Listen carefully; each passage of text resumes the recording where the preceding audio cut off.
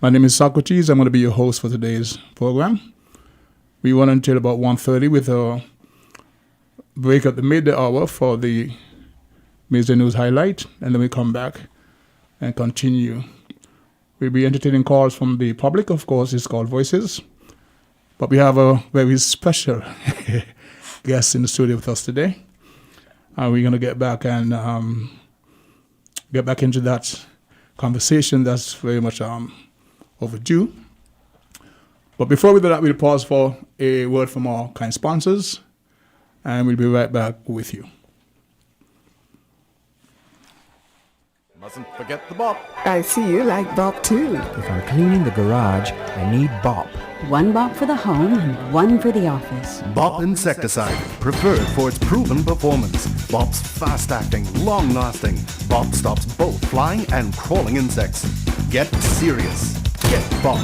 Like us on Facebook, www.facebook.com/ramsupermarket. Follow us on Twitter, www.twitter.com/ramsupermarket. And subscribe to us on YouTube, www.youtube.com/ramsupermarket.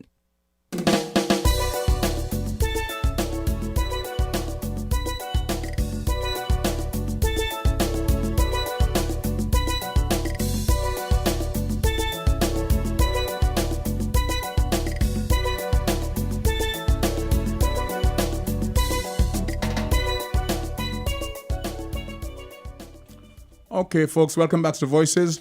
If you can't hear me clearly, it's because I'm speaking from behind the mask. We have other folks in the studio, and of course, we are observing the standard protocols. I'd like to give a few shout-outs, though, first to the folks at home and in hospitals with somebody infirmed. Those who are in hospices. We want to say a special shout-out to our nurses, those in the security forces, our teachers, our taxi and bus drivers who take our folks back and forth. Please take our passengers so they get them home safely. New York Joe, Chris Collins, up in Sheffield, London, well as England, Dr. Irvin Sweeney, Avril, etc. I know you're logged on, so today we have with us in the studio, as I mentioned a short while ago, a very special guest, a young and dynamic entrepreneur. The ministry of which the Honorable Akila Byron is in charge of, have a special focus on entertainment development with a special focus on youth. And I think this young person would be one of the persons who've been working on that particular platform for some time. So I'm going to have her introduce herself, and then we'll discuss more of what she would like the public to know about her platform. Welcome to the studios of WinFM. The mic is yours. Hi, good morning. My name is Shadan from Shadan Production, and I'm a local photographer, videographer, web designer, graphic designer. Anything basically in entertainment. Just started doing a bit of music management, and I would like to consider myself as an all-rounder, but more so a photographer for now. Okay. Because of our interactions over the, I would say, past year, as a matter of fact, sometime you've told me, over a year or 2 years ago, that you have this project and I want to get you involved, And then time passed. Yeah, man, I have this big project. We don't speak about that major project I have in mind. Okay. But in the meantime, what have you been doing in terms of reaching out to young people with talent, giving them exposure? What is your mission as regards that particular demographic of young, emerging, talented, I would say entertainers? What's your vision? What's your hope? What are you doing with them, etc.? And this is coming from you, not from the ministry, something that you started. So speak to us about that. Okay, well, I came back from America where I was playing basketball overseas, and I took the opportunity to study web design out there. And many folks out there that wanted me to stay out there. I had a lot of opportunities, but I decided it would be best for me to come back to St. Kitts and pursue the whole entertainment career and everything. I thought it was a good opportunity to do a lot of stuff that hasn't been done yet. Little has been done. In terms of film and photography at the time when I came, it wasn't as big, There were photographers, but on the social media platforms and all that stuff, it wasn't as big, like how it is now. But yeah, so I decided to come back and work with. Well, I got busy early on because I didn't expect the whole Shadow production thing to take off as fast as it did, So what happened now You're is... Shadow? Yes, I'm Shadow from Shadow. CEO of Shadow Productions? Okay. Yes. Question. You came back to say you saw what was happening and what was not being done. Yeah. We have a number of shows, national productions from Carnival, various promoters, and you would see the many photographers copying those shows, recording them for that. What were you bringing that would be different to what's happening in that respect? Well, it's just like a whole modern feel because entertainment has changed. Everything going more virtual now, and it's one thing to go virtual, but the next thing to do it properly too, Okay. So to have the correct backdrops, just the little attention to details and all that stuff. But to elaborate on what I was saying earlier is, I came back and I felt like there was a lot of work to be done here. COVID now allowed me to.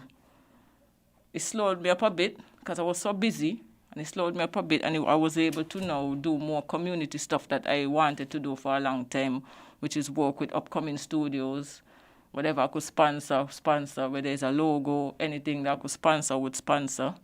And you find there's a lot of talented people in the industry, but they don't have the, I must put it? Opportunity, exposure? The confidence is the biggest thing. Okay.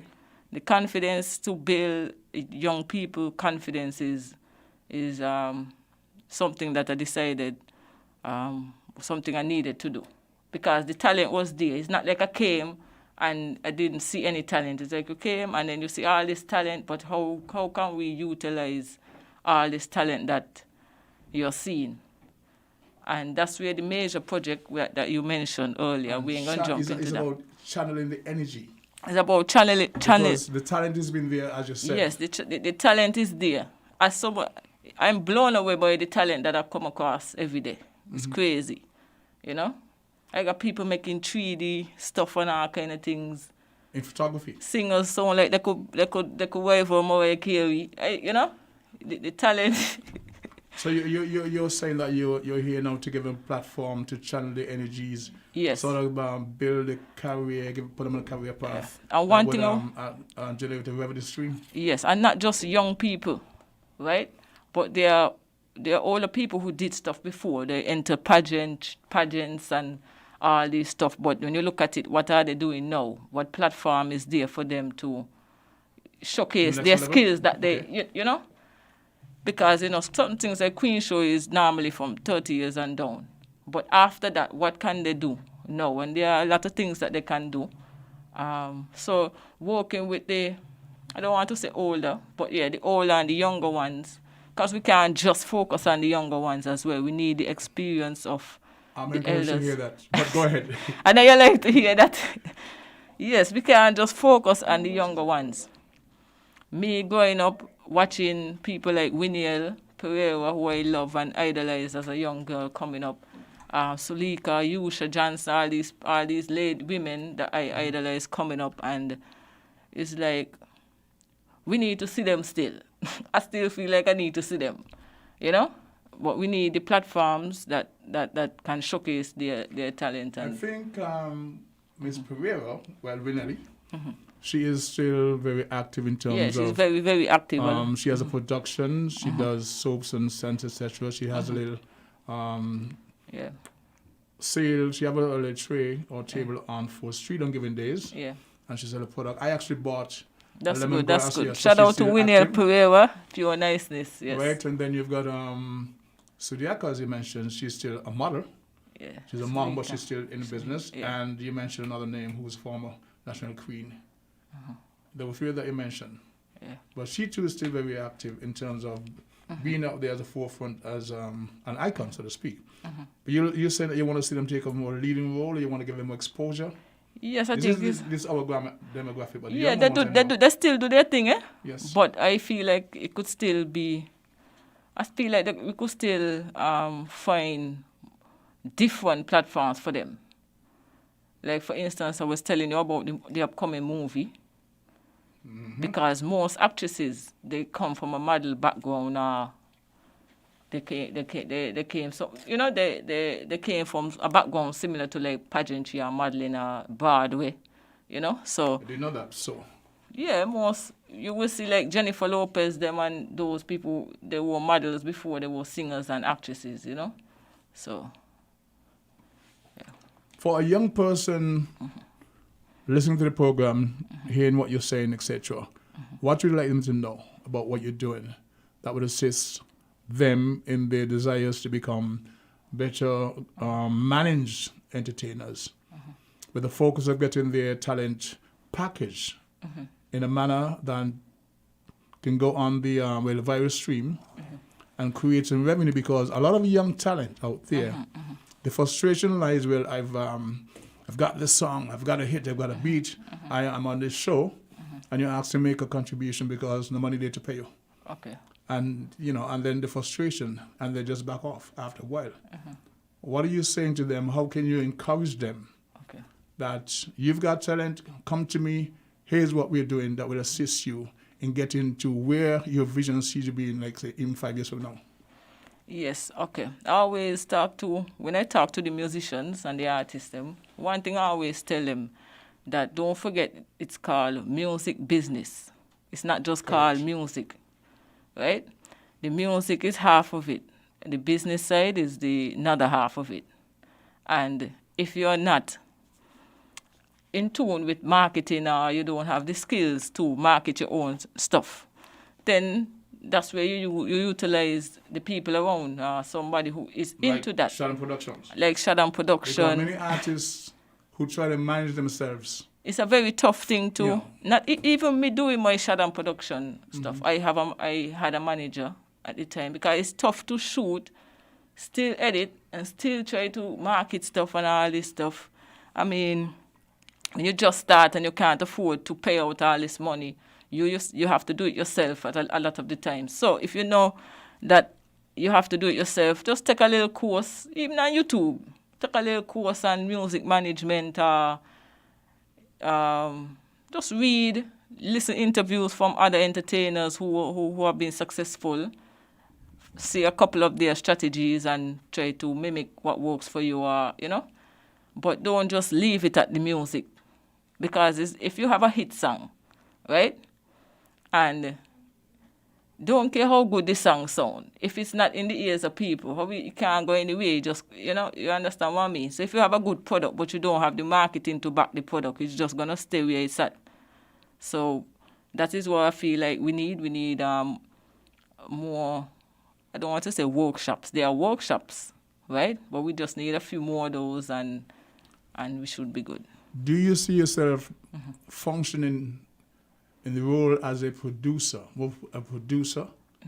and then I would say, because the distribution is a major part of the entertainment industry or the business of music. Yeah. Okay. So a lot of guys would have uploaded their songs on YouTube or one or two other platforms, and then that's it.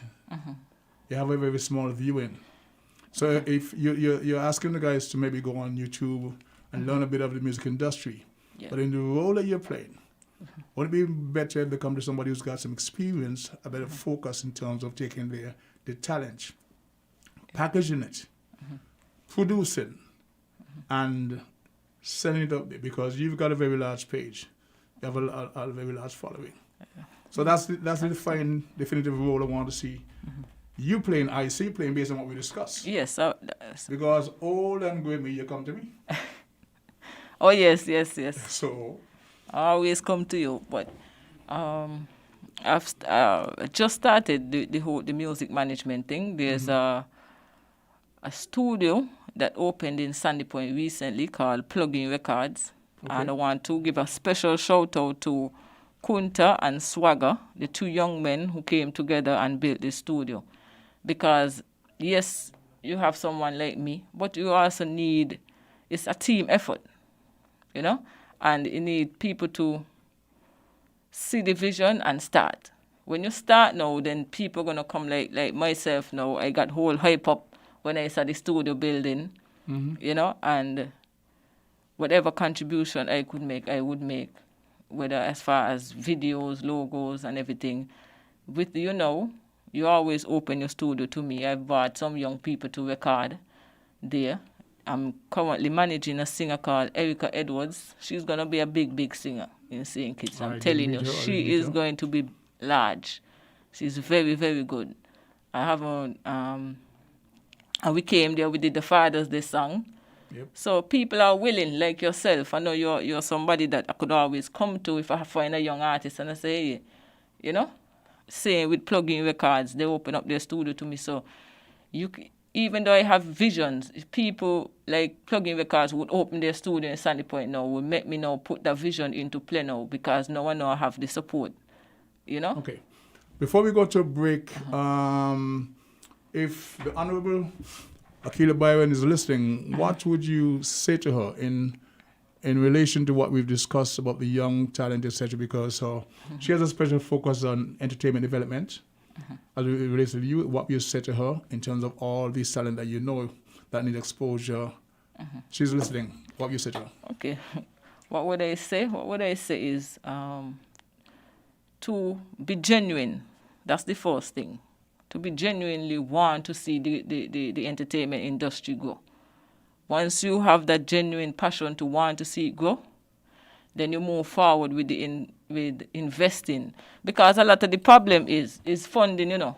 Funding is a major problem in entertainment, because entertainment is an expensive field, you know. The equipment, everything is a very expensive field, and sometimes you need the support, the outside support. Or the support of your government or what's not. Well, the fact that there's a ministry now that has identified this particular area and has declared that it will be part of the focusing going forward, I think you have that platform. So we're going to pause for a break from our sponsors, and when we come back, we speak more about that. Okay? We're different. We're 98.9. 98.9. Win FM.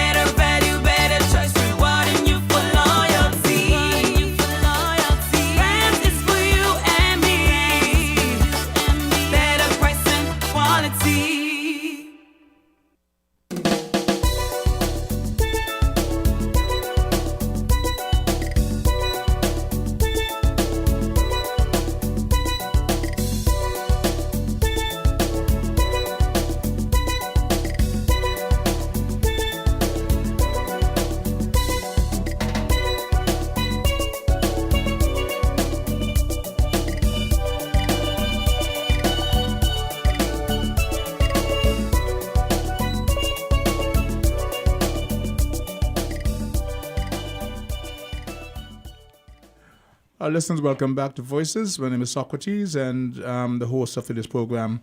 Today in studio we have Shannon Warner Proctor out of SP with the Best B, CEO of Shannon Production, and we're talking entertainment with a special focus on the young people. One of the concerns or promises made by the Honorable Akila Byron that young people and the talent development is very important to the government. But as I mentioned earlier, I knew you to be on that particular trend. Yes, I'm very, very passionate about young talent and development of young talent. Very, very passionate. And so not only that you're a young person, You came back from the US and decided to immerse yourself into singer culture, taking it to a different level. You've done a few videos. You've done one with myself. And The Great King. your humble servant. And I know you mentioned in one of our very first conversation, you've got this project that goes beyond the norms in terms of entertainment for syndicates. If you care to, you have a chance to speak to that particular project. Okay. Well, this year we have been working on a movie. It's been in works for 4 years now. For 4 years now, you've been working on a movie. 4 years now. I mean, it's a major project, and like I said, without certain Input? input and stuff, I mean, funding and stuff, it's gonna take a little while to get off the ground. But we are nearing Production? So it's already scripted? Yes, it's already scripted. We already rehearsals and everything already started. We have the cast, everything. We are just. You got the equipment? We have the equipment, which took You got the 4 years talent, to get. 4 years to get the equipment? Yes. So I'm working with One Root, who I worked with earlier, and a lot of music videos. We did a lot for like Stainless Records. We did a lot of music videos. I'm working with plugin. It's gonna be the production side is gonna be all local, down to the music. You won't hear a foreign song in All the local movie. All local content. Even down to the products are gonna be local. Okay. You know, You mentioned Winelli, which if somebody put on some lotion in the movie, it's Yes. gonna be a local product. we'll give it Winelli a plug because she and others, they got all these Even down to the clothing. We have so many, you see, the photography allowed me to meet so many talented people, down to makeup artists, hairstylists, clothing designers. I can't go hop up in a movie with a Fubu and Nike right now. Because I hear that. you understand? Because I feel like we have the talent here to get it done. And I want to showcase, am I laughing at? But yes, I want to showcase not just the actors and the actresses, but all the different people in the entertainment field. You know, even athletes. Okay. You know. And this movie, well, I don't think you want to go into the general theme. It's about a local happening, development, or storyline. Are you the person who wrote the script? Are you the person who... Talk to us about that. Yes, I wrote. How did the edit germinate? Okay. To be honest, right, it's called Too Fast. It's starring twins Datika and Datisha. They're from Newton Ground. And I'm going to tell you how it started, how the vision started. I wrote one when I was in school, and that was the movie I had intent to produce when I came back. However, I went to a graduation, and I saw the twins going up for the award, and they just felt like they were at the Oscar. Okay. You know, and they just looked like actresses. They just came across as if they were, you know, they just done shoot a big movie, and they gained the award. And that gave you inspiration. And it gave me the inspiration. And then I went home to look them up, actually. And then I saw on their page, inspiring actress and models. I said, okay, then God walking.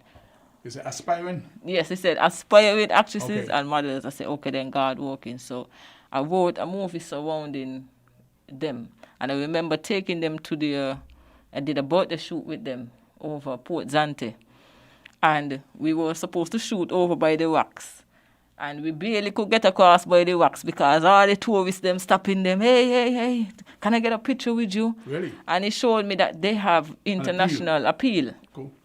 And so I decided, no, they got to be, and then the surrounding cast, no, they ain't no slouch either. You know?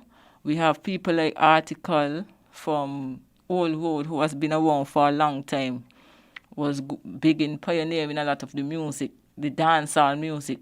You know, calypso and reggae was always around.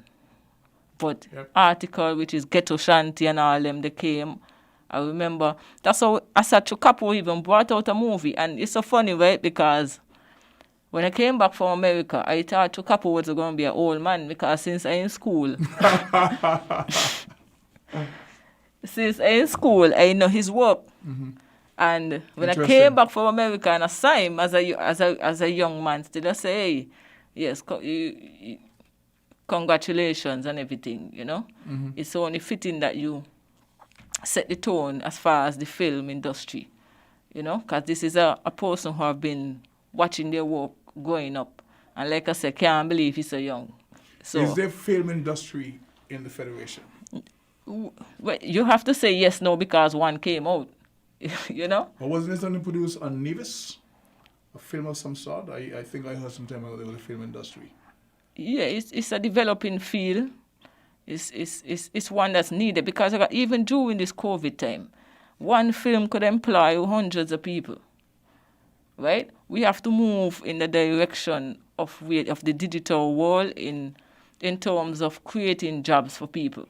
We're bigging up all the kids talking, congratulations on your 9 subject, 9 distinctions. Yeah. But what is there for them when they come out? Interesting point of view. What is there for them? COVID has changed the game a bit now, and everything is becoming digital. And if we don't put out our movies, somebody going to put it out for us. And you're not going to show up the representation you're going to get when outsiders decide to. Because the Caribbean, they're going to come for the Caribbean in film. The numbers to call are 466-0989, 662-0989, 762-0989, 718, this is from the New York area, 785-6948. From the Florida area, we have 508-921-4619. From the UK, we have 0333-044-0065. Anyone wants to call in and weigh in on this particular aspect of youth development in terms of the talent that we have within the Federation and around, and this young person who wants to sort of give focus and energy to that abundance of talent, the whole game has changed in terms of how COVID has impacted the world. And I think it's a very important time to have this conversation, get people aware as to what's possible in terms of functioning or surviving in this digital space. Caller 11 Voices, welcome to the program. Hi, good morning. Good morning. I want to pick up the young lady. I don't know her personally. But I want to bring her up, especially she mentioned about local, using local in everything. Everything seems to be very food. We want to see local. Now we're talking. I'm telling you. She's here, her name is Sharon. Are you gone? Well, that was short and sweet, but kudos to you. That's the whole idea, because a lot of folks don't really know what's out there and what can be. So all the encouragement, you spoke about financial assistance. Yes. Maybe someone listening want to say, this is something I can invest in, because movie production costs. And their dividends can be earned from a person investing in a product. So you can speak to that, get more folks to come in and show an interest. So, caller, thank you for your contribution. We have another call on the line. Caller 11 Voices. Hi, good morning, King. Good morning, Sharon. Good morning, Ranger. How are you? I want to congratulate you because when I saw you first, I thought and I think differently, but when I get to know you better at the professional level, I say, wow, this is great.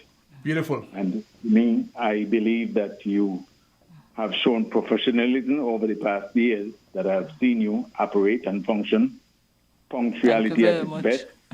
And we are very much lacking of most of the qualities that you present in St. Kitts. There are other photographers, but I think that you have raised the bar somewhat, and you're going for the ceiling. However, if you, with the kind of professionalism that you bring to the field and that you're bringing, I think that you are someone that our society can look towards for some sort of leadership, and our young people can achieve more because of what you're trying to achieve. And if one can assist you and help you in any way that they possibly can, I think that would be the way to go. And I have to give you A for effort, for trying. And even if you have failed, and I think you will be successful, and I think you have been successful so far. I understand. So, I believe in my mind that you have a long way to go. It's a hard journey. Everyone can get up, but you have to maintain the altitude in flight until you get to your true destination. So I say to you, congratulations, and do have a good time and be successful in what you're doing and in your achievement and in your endeavor. Okay, thank you very much. Don't be shy. And it's coming from the Ranger. Have a great day, King. Do your thing. Yes, sir. Much appreciated, that call and your contribution and the encouragement to our young entrepreneurs. We need this because oftentimes you hear say, oh, young people them doing this, the young people doing that. You have, and that's wrong because it's a disrespect to the large percentage of our young persons who are focused not only in the academics, but in terms of like yourself, you got the academics, but you branch off into field. It's not, you're not just a photographer. I would like to consider myself a community activist as well. Talk to me about that. Because I know you were busy during the last election trying to get snapshots of what was happening on the various platforms, in the various areas. You went out in the various villages. What we call a ghetto spot. And spoke to the man on the street. You interviewed a few taxi drivers in the circus to get the perspective. So yes, in that term, there's that element of activism. But it was getting a balanced view of what was happening during that election. Historic phase, because we've never had an election within the Federation under that umbrella of COVID where we were in quarantine and all the different things. So it was a difference. So that too gave people a better sense of who you were. I remember we even spoke to Vigilante. Yes. And all that. So if you want to speak about what inspired that. What inspired that? We were on lockdown. Yep. We were on lockdown, and then I was a regular on the briefings, watching the COVID briefings, watching the CMO come on and talk about everything. And then I just got bored of it. I felt like I wanted to hear different perspectives. It wasn't nothing that was planned, it just happened during the time. No work there to do, no photo shoot there to do. Take up the camera and go and hear from the people themselves. Because I thought that it was important to get the public response to what was happening. And I think the public response, giving the public a voice would maybe alter how the decision making of the people in charge somewhat, or help them, because maybe themselves didn't know certain things. You know, it's not trying to bash anybody, because maybe themselves didn't know certain things or wasn't aware of certain things. They weren't aware that maybe an old man in his house, he ain't have nothing to eat. And this lockdown affects him. Or he might not. I remember that piece because somebody else took it up and they saw the whole thing. Yes, and it went a bit too viral because, you know, it's a sensitive topic. The people have privacy siblings issues, and, you know. So it's a tough thing to tackle, but it's something that needs to be done because, like I said, maybe the officials, they know that, okay, then people are hungry for real, and that's something that what made me became more into the community activism whole role of that and bringing food. I mean, that I wouldn't showcase all that I did, you know. But so would it be fair to say that you went beyond being a regular photographer to a journalist? Yes, I went from a regular photographer to a journalist, and it's something I want to keep doing it. So many stories, even people who didn't appear on the COVID show or what's not, they say, I don't want to go on camera, but I want to talk. So they would chat me down for a good while, and we would talk about it and stuff. And these are the things that I think, because I remember reading Marcus Garvey a long time ago, and one of his main thing was the media. The role that they had to play? The role of the media. The role of the media is very, very essential. And I myself have to be very careful how I take on that role because, you know, it's a very powerful tool. And if it's used wrongfully, it could cause a lot of damage from a social perspective. Even if you portray biases? Yeah, if I bring my own bias thoughts to it, if I use it to promote certain things, violence, you know, it can be very powerful. It could go both ways. It can be used to be something very positive, and it could be used to be something very negative. So I try to stay on the positive part. One of the topics you were interviewing, say, example, Vigilante, but was the stimulus. Was the stimulus? Yes. The stimulus package was a big talk. Who ain't get the money, who got, you know? We're currently, as it's been announced, in the second phase, the second installment of the stimulus package. Have you done any follow-up on that? No, but I have to, because just the other day I passed across the taxi stand and they say, hey, we need back the documentary. We need it back. I got something to say. And and so I think there's something that have to be a regular So you thing. need to follow up on the whole stimulus Yes. show, because actually that's the hallmark of a good journalist. Yeah. Not only take a story and let it run, but to follow up Yeah. and get the latest perspective. So you wear many hats. You're a journalist, you're a photographer, you're a movie producer, you're young. I see you brought in the studio another young gentleman, and he was actually videographing so speak to us about him. Okay, then. About General Films. He's a young guy from my community who have been training in film. He showed, you can't just train any and anybody. You something you got to watch for the spark, that thing that, okay, it look like they want to get into that. And I saw him, I bought my drone first time I bought my drone, I bought it in the hood to set, that's what we say. I bought it in the hood to fly to show and whatever. And I watched him watching the drone, like in amazement. I asked, I said, come fly the drone, man. He said, me don't want to mash up your drone. I said, man, come fly it, see what's up. And in 2 weeks, I saw him bought his own drone. I said, okay Really? then. Yes, he bought his own drone. From actually watching that drone, the drone that inspired you to buy your own. So Did you catch him, man? Are they expensive? Yeah, he just looked fascinated with the drone. I said, so when I see him bought the drone, I say, yo, this is a field you should consider getting yourself into. And like I said, he's on board with the movie. Now he's the official drone pilot for the movie. Wow. And I'm very proud of him. General Films, he's been working very hard. So his interest, marrying opportunity. Yeah. And so, I gotta give you congratulations for that. No, he wanted to work with me initially, Yes. But I saw that I said, no, he looked like this could be a career for him.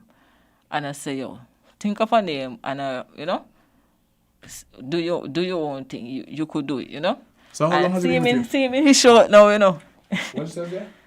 General Films. General Films, beautiful. Yeah. Beautiful.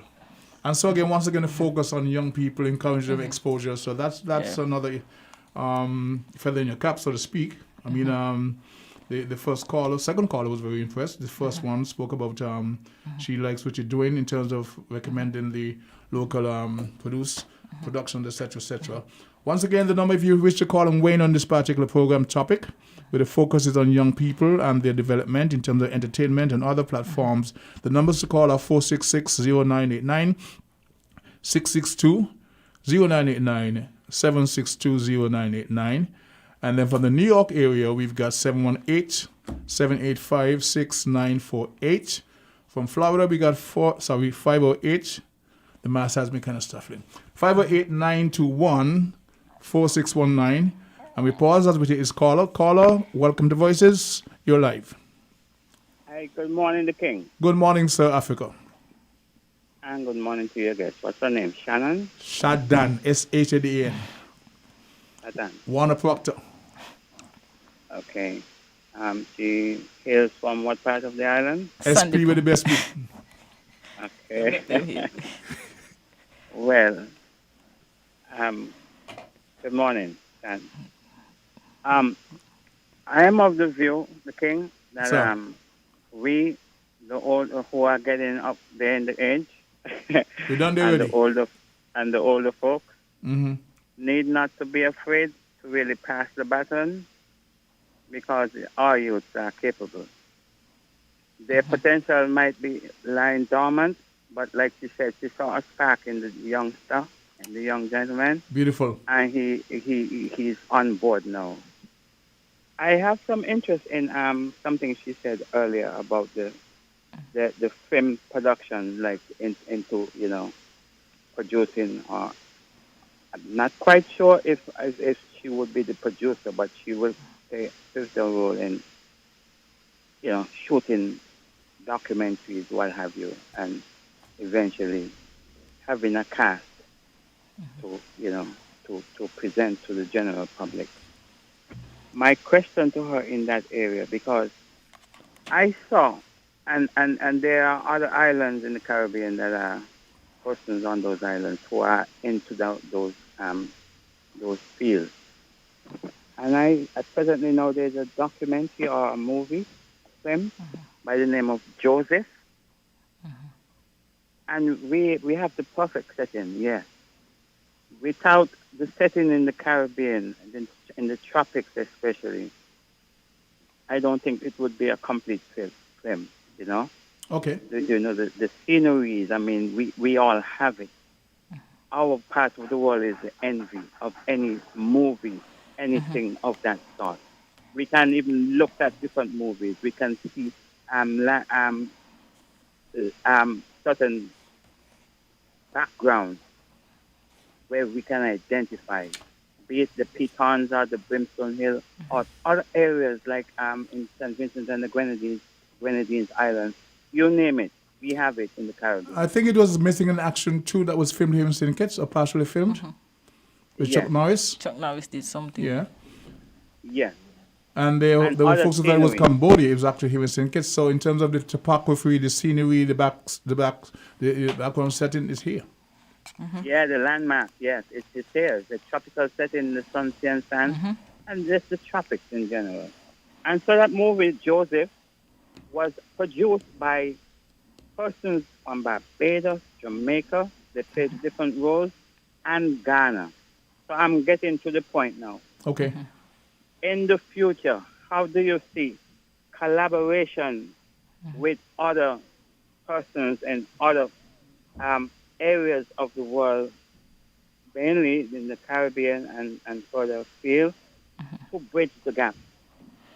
Okay. To bridge the gap, because there are certain commonalities amongst our people. And you can actually extrapolate, glean from their experiences on the different islands as it varies. How possible is that you might be, in its kindergarten stage now in terms of your production and the like, but you will get there where bridging the gap, you know what I mean, to tell the story, the one common story which we all have in common, you know? How possible is that? I would like you to elaborate on that aspect, because we are seeing it being done, and there are so many successes that can be had from what I have seen. Okay. I hope I answer your question correctly, but thanks for your call, sir. Thank you very much. And when I brought out the poster a couple weeks ago, I actually received some calls from California, Atlanta, you name it. I've actually received more international calls than even local calls. Interesting. Right? And trying to remember his question, but I've also decided to shoot, even though it's a St. Kitts movie, right? I'm incorporating Anguilla. I'm trying to shoot a scene there in Anguilla to get the Anguilla audience. But even though it's a St. Kitts movie, right? We still want to incorporate a few of the Caribbean islands, even though Anguilla is the only place that I may go to and finish shooting a scene, right? But Not then, Nevis? Yeah, Nevis, isn't it? What's St. Kitts and Nevis? I got that there. You're saying it's a St. Kitts movie. St. Kitts and then Nevis. You're going to Oh, Anguilla. Lord, sorry with you the haven't Nevis. mentioned Nevis. And Nevis people don't play now when it comes. Yes, and there are actresses and actors from Nevis as well. In the movie. Beautiful. So you got to say it's a St. Kitts Nevis Thank movie. you very much, because I Beautiful. really don't want to forget that. I've also brought in an actress from St. Martin. St. Martin? Okay. I'm looking to bring some popular DJs from the different islands just to make an appearance. Most of the cast is from St. Kitts and Nevis. However, there are going to be appearances from popular Caribbean people as well. Okay. To bring so you don't just stay as a St. Kitts and Nevis movie. So you have a broader appeal. Yes, because St. Kitts don't just having St. Kitts people. St. Kitts and Nevis don't just having, you have a mixture put. You have the Latin community, So I just want to bring in parts to give it a proper representation of the culture, if you understand the culture what I mean. Across the... Yes, across the board, because we still have people from Anguilla and St. Martin living on the island. So we don't want to just be about St. Kitts and Nevis. Yes, it's going to be about mainly St. Kitts and Nevis and using St. Kitts. So we're going on site in Anguilla. Yes, Anguilla is a spot shooting that... scenery in Nevis, and you Yeah. have all the various nationalities who have actually iconic cultural The Latin relevance. community is represented in the movie In the as movie well. also? Yes, they're represented in the movie as well. We can't leave them out because they are growing. Who should see this movie? Who? Who should see it? Who should go to see it? Why would they Everybody should go out and see it. It's a romance thriller. Romance thriller. Yes, it's a romance. Females should go and see it. Everybody should go and Younger see folks, it. the older generations. Watch. Even Tyler Perry gonna see this movie. Okay. I'm telling you, this is gonna be a big movie, a blockbuster movie. I'm not even just saying it. I'm telling you, it's gonna be a big movie, and everybody should go out and see it. And like I said, I think Angelina Jolie and I don't see it. And no, but for real, because of I'm only this confident because I know who I cast, and I know who is on the production team, and I'm very confident in everybody and myself, and I know that it's gonna be a very big movie. Confidence in yourself and in your own products is key. Because if you don't believe in yourself, firstly, how do you inspire others to believe in you? You'd have to see that energy, see that Yeah, man, confidence. Socrates, trust have me, the it's gonna be confidence. big. It's gonna be big. I'm telling you, it's gonna be Right? big. Okay, one of the fundamentals of production is cost, funding. Let's talk about that. Yes. We Oh, talked up until 10 o'clock and then we take a station break, but you have you got the next 3 minutes to speak about your costs, your challenges, etc. So go right ahead. Is it big? Yeah, you got 3 minutes until 10 we take the break, so speak about cost, production, etc. Challenges. Found the sound 98.9 FM. Quicks, please, many dishes and many more. Quicks cleans many dishes and many more. Yes, Quicks cleans many dishes and many more. Just one spoonful of concentrated Quicks cleans your whole sink full of dishes. Quicks clean. Quicks cleans many dishes and many more. Quicks, we wash more dishes. Like us on Facebook, www.facebook.com/ramsupermarket. Follow us on Twitter, www.twitter.com/ramsupermarket. And subscribe to us on YouTube, www.youtube.com/ramsupermarket.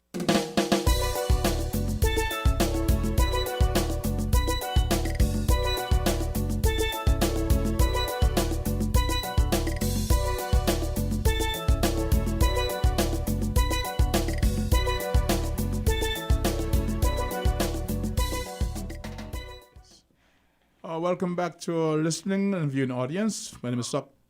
Wow, we go straight to the clock, to the phone lines. Call your 11 voices. Good day, caller, your 11 voices. Sure. Yes, your 11 voices. Welcome to the program.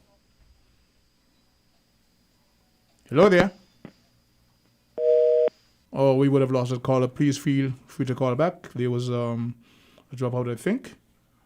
But we're in the studio today speaking to a young entrepreneur, Sharon Warner Proctor out of Silent Point, and we're speaking about youth development in terms of entertainment, what she's done as a young photographer returning from university, establishing her business and reaching out to other young talent,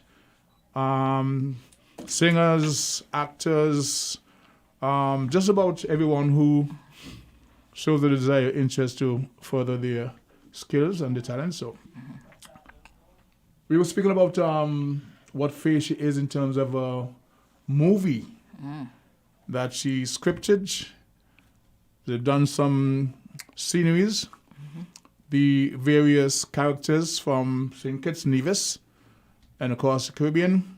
And we were about to discuss one of the major challenges, the hurdles, the funding aspect of it. So, if you wish to speak to that, at any given time we have a call from the public, we'll interrupt because it's called Voices, is their program also, and then we continue where we can, okay? Okay. So speak about your funding challenges. The funding part of it was an expected challenge coming in. And I've been in the entertainment field in St. Kitts for a very long time. First of all, it was more sports oriented. And I remember having so many challenges when we would get tournaments overseas, and we have to come out of pocket pay for our own ticket and all that stuff.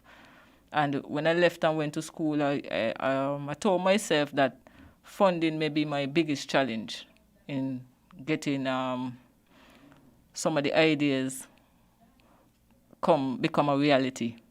So yes, funding is the major challenge, because you want to do so many things. You don't really want to limit yourself, but at the same time, because of the lack of funding, that's where I decided to turn up the creativity and to really utilize the creatives. And for instance, I'm going to give you an example, a direct example. The buttons and stuff. There's a scene with police officers, and you're going to need like the buttons and the handcuffs and stuff. But I remember I ran into a guy that does 3D work and can make these things. So it would be much cheaper for me to go to him, for him to make the actual buttons and stuff, rather than for me to go and order them and then pay this custom fee and then pay this and pay that. So even though funding is a struggle right now, I'm not trying to have it deter me from getting the movie out. I'm just going to get super creative. In the Caribbean, we have a big advantage in that in America, they use a lot of green screens, because they can't just go down the beach like how we could just go down the beach and shoot a scene. So they got to have all these technical stuff, all this full green screen to get.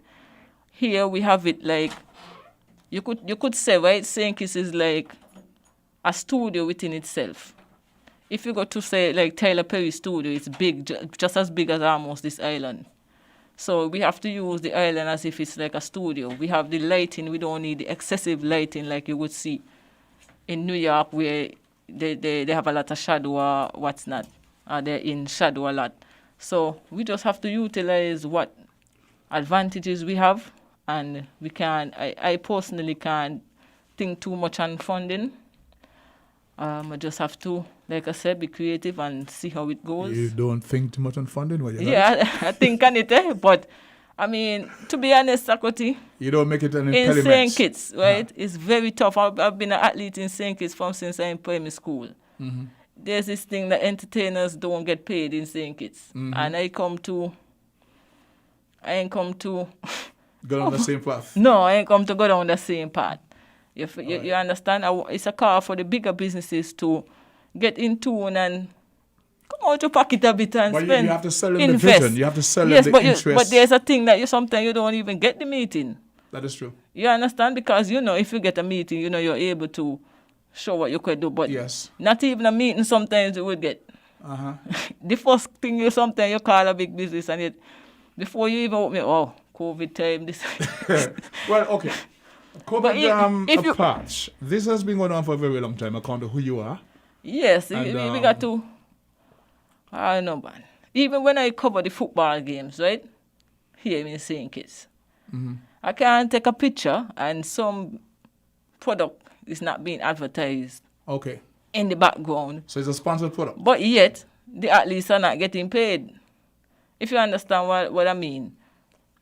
The bigger business have to come a bit better. But I don't want to bash nobody today. How is it, based on what you know, how is it in other territories? In other territories, I came from America, where I was playing basketball, and most people, they will get most of their money from endorsement. When you're playing at a professional level, like, you will get most of your money from, so say, for example, Nike would come and talent search, they identify some person and use them. Use them, they want them in there. So if there's a popular football player in St. Kitts, right? If there's a popular football player in St. Kitts, then a company here must be able to say, this person has a lot of marketing appeal, let me use him to be the face of my product. And pay him to be the face of my product. And that's what I feel is missing in St. Kitts a lot.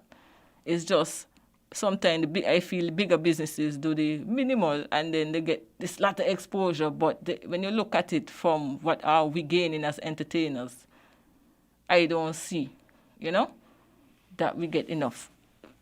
And So then we ask the question, how come the entertainers in St. Kitts Nevis don't get that on that level? But that's a whole different conversation. That's a whole different I see conversation. the challenges that you're speaking about. But you understand where I'm coming from. Yes, so young people, is their day, is their time. It's their time, invest, you know. We have to change that approach in terms from the corporate sponsors. How do we get them out there? Because sometimes it's also very competitive. So with all the talents we have here, we can hone them, we can develop them. How do we get them to that competitive level so that they can give bang for buck to the sponsors because they're not branded by maybe a major local sponsor? How do we get them to that particular level that encourages other sponsors? Because people jump on board once they see something is actually happening, this is viable. But it's guesswork and well, this ain't happen, they happen. Just last time when I spoke to you about the music business, understanding it is just not about the business, the music, but the business aspects. The same with sports and entertainment on a whole is like, how should I put it? For example, they are very good. I'll use cricket as an example, right? Yeah, we have very good cricketers. However, because they are not being, we forget about the broadcasting side now when it comes to our locals. Like the videos of them practicing. Because now, this is not the time when you would see recruiters coming down and watching players. No, they're looking for videos. But you understand? So if we don't have the proper broadcasting for our own local athletes, thank God for Sugar Bowl. Sugar Bowl got football on a little level. Okay. You understand? And that's one man who get up and say, let me do this and let me do that. There has to be a seriousness when it comes to broadcasting the entertainers and the athletes. Even when it comes to music festival, for example, right? You're on this big show with this big artist, but is VH1 down here to cover it? to cover it? Is MTV down here, Porsche and production and I want to, local. But how are they going to move to the international market with just local media covering it, or a few? Okay. With 2 minutes to go before the midday newscast, you're seated in front of the Honorable Akila Byron. How do you convince her to adopt that that approach that you just mentioned? Well, what I would tell Akila is, don't be afraid to invest. You're going to make back your money. Because that's people want to know when they invest, they could make back the money, right? Sorry. But yes, I was saying, don't be afraid to try something different. According to they had one of the marketing thing was try something else. Try something else, okay. Yeah, but don't be afraid to try something and move away from this thing where we just maybe sponsor to Josie and then we face all up in people thing, we got to provide grants. For example, for this movie, a good grant, would be good for us because at the end of the day, we would be employing over hundreds of people, So it's not wrong if you come and you say, here's this grant, we love what you're doing. Here's this grant, you're able to now pay a fashion designer, you're able to now pay a makeup artist, you're able to pay, and then you're going to encourage other people to get into the field. So my take would be, try something different, try something else, go full on in investing in the entertainment industry and just see how it goes. For example, we got people like Dejo Alexander. I'm a big fan of Dejo, right? Dejo might not be able to himself, I don't know his pocket, but I'm just saying. He might not be able to, he may want to collaborate with Coffee, let me say that, right? A hot new artist, he may want to collaborate with her, but he don't have the funds to collaborate. Sometimes the government could say, okay, then we see potential in Dejo, let me pay for the feature. Okay, we're going to have to pick this up after the midday newscast, but you're speaking about branding St. Kitts on the entertainment landscape. You're talking about the talents, so you're speaking to the minister, you're saying, let's brand St. Kitts, but let's change the approach and get the talent out there. Yeah. Make it marketable, a global brand, and we take it from there. Okay, we'll be right back after the midday newscast. We want to thank all listeners for those who are calling this morning. We want to thank those that are listening to the program and hope that we get back to you after the midday newscast. WINN is 98.9. 98.9 is Win FM. We now bring you the Win FM Headline News. The Win FM Headline News is brought to you by Caribbean Alliance, KDP Enterprises, The Grange, Carib Brewery, CNC Trading.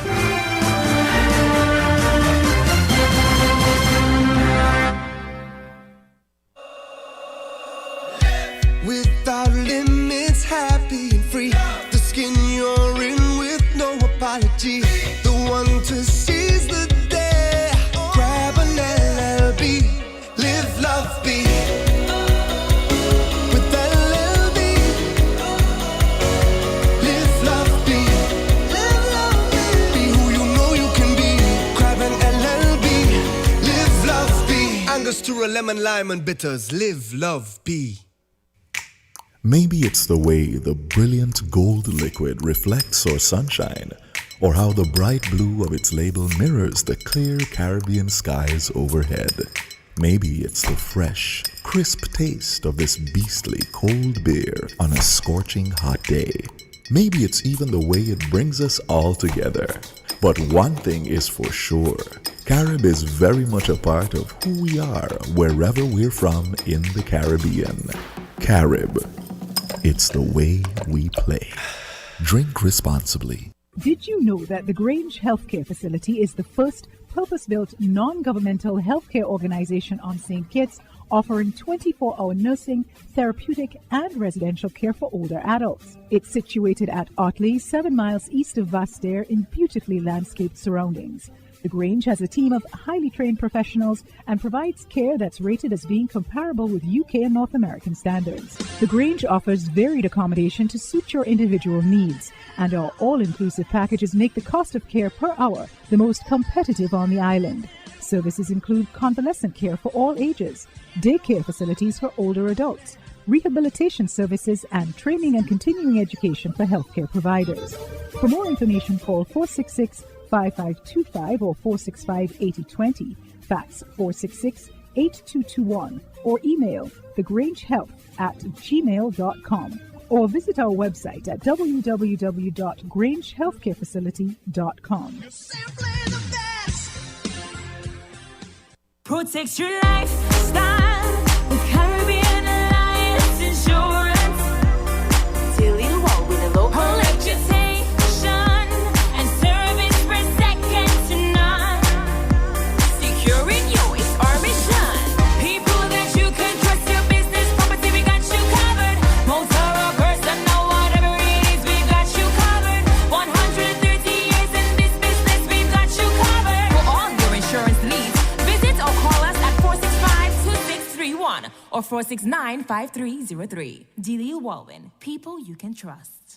Shipping your cargo shouldn't be a hassle. It can be as easy as a single call to Amerijet International, your worldwide cargo transportation solution. We provide all the services you need to ship your goods anywhere in the world. Whether your shipment is fresh, frozen, large or small, alive or hazardous, you can count on Amerijet to deliver it safe and sound. Amerijet International, by land, sea or air. We get it there. For more information, visit us online at www.amerijet.com or call us at KDP Enterprises, telephone number 466-9595.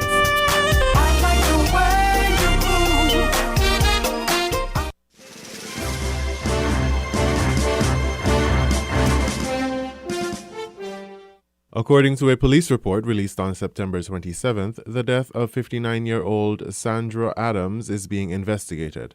Adams was found deceased in her home on September 26, 2020. The police responded to a call from emergency medical service personnel from Adams's home in Stonefort Heights Project Challengers. Upon arrival, Adams was found unresponsive in her room with a cord wrapped around her neck. The statement is quoted as saying the circumstances surrounding the incident are unclear and investigations into the matter are ongoing. Personnel from the forensic unit have processed the scene and an autopsy is expected to be carried out to determine the exact cause of death. The police are asking anyone in the community who might have information regarding this incident to contact the Violent Crimes Unit at 467-1887, 467-1888, or 662-3468, or at the nearest police station. More to follow on this investigation as information is made public.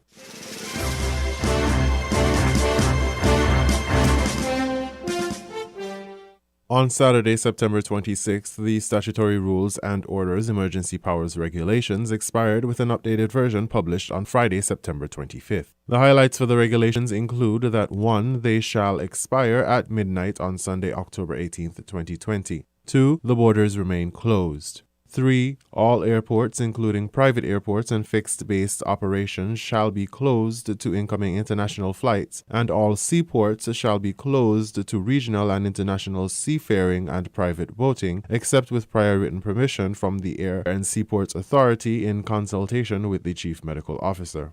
4. No person shall host, attend, or visit a private party, a wedding, a banquet, ball, or reception, any other ceremony in a facility or public place, a funeral, a meeting of a fraternity, society, private or social club or civic association or organization, any other type of social event except with the written permission from the Commissioner of Police. A person shall wear a face mask covering their nose and mouth when in a public space once a period of emergency is declared in relation to COVID-19. 6. A person shall not be required to wear a face mask if he or she is under the age of 6 years old, if he or she is between the age of 6 and 11 years old, and if there is a lack of adult supervision for putting on and taking off the mask. If he or she suffers from a disability, cognitive impairment, dementia, asthma, chronic obstructive lung disease, or other similar health conditions. Or if he or she is within a private space, including a private vehicle. 7. A person may visit a public beach for the purposes of swimming or exercise. No more than 8 members of the immediate family should be in close proximity to each other.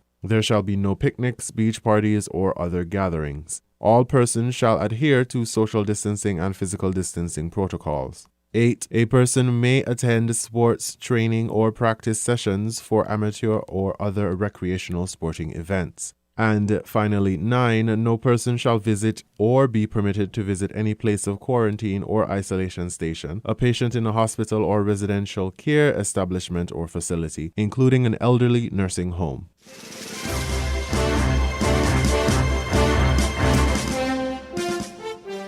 The United Nations celebrates its 75th anniversary at a time of rising tensions between the superpowers USA and China, and a global pandemic that restricted the United Nations General Assembly to a largely virtual affair, with world leaders submitting pre-recorded messages. The Prime Minister of St. Kitts and Nevis, Dr. Timothy Harris, in his address to the UN General Assembly on Saturday, September 26th, echoed the views of many small states who view the United Nations as a necessary tool for their development. Dr. Harris praised the work of the United Nations over the past 75 years and called for innovation and resilience to tackle the threats facing the globe. This moment of global reckoning, a moment in which approximately 1 million of our brothers, sisters, friends, colleagues, neighbors, and parents have perished to a punishing pandemic, demands a renewal of purpose and promise. That promise must be fidelity to multilateralism and faith in international cooperation if we are to breathe new life into the United Nations Charter while achieving the Sustainable Development Goals, halting climate change, and pivoting to the stronger and safer future we all want to see, guided by the significant lessons of the distant and recent past. Mr. President, the year 2020 has taught us as a people, nation, and indeed an interconnected world that the time for mutual reliance is upon us and that we need each other now more than ever if we are to rebuild and strengthen the socioeconomic foundations laid bare from this two-fanged crisis. The World Health Organization, which has drawn harsh criticism from the U.S. President Donald Trump, was congratulated for its leadership in its battle against COVID-19 by Dr. Harris. This global collaborative framework provides a solid global response to defeat the pandemic by the rapid development, scale-up, and equitable distribution of COVID-19 vaccines, therapeutics, diagnostics, underpinned by the strengthening of our health systems. Instead of nationalism, we need global cooperation in the fight to defeat COVID-19. We commend the all-of-society approach that has worked so very well in the context of St. Kitts and Nevis. Every stakeholder group has played their role in combating COVID-19 here in St. Kitts and Nevis. The world needs all nations, large and small, to work together for mutual success. St. Kitts and Nevis has been successful in containing the spread of the COVID-19 within its borders. Our Twin Island Federation has been fortunate to record a low infection rate with 0 deaths and have an R value below 1. We have a success story to tell the rest of the world. The St. Kitts and Nevis Prime Minister also voiced support for the inclusion of Taiwan in international entities like the World Health Organization. China has blocked Taiwan's membership, claiming that Taiwan is not a sovereign nation but a province of China under so-called One China policy. Mr. President, St. Kitts and Nevis once again renews its call for Taiwan's inclusion in this international fraternity of nations. The Republic of China, Taiwan, remains a valuable partner for peace, prosperity, and development, with the fullest respect for the rule of international law. Taiwan has stayed true to its long-standing traditions and has remained a true partner in the fight against COVID-19.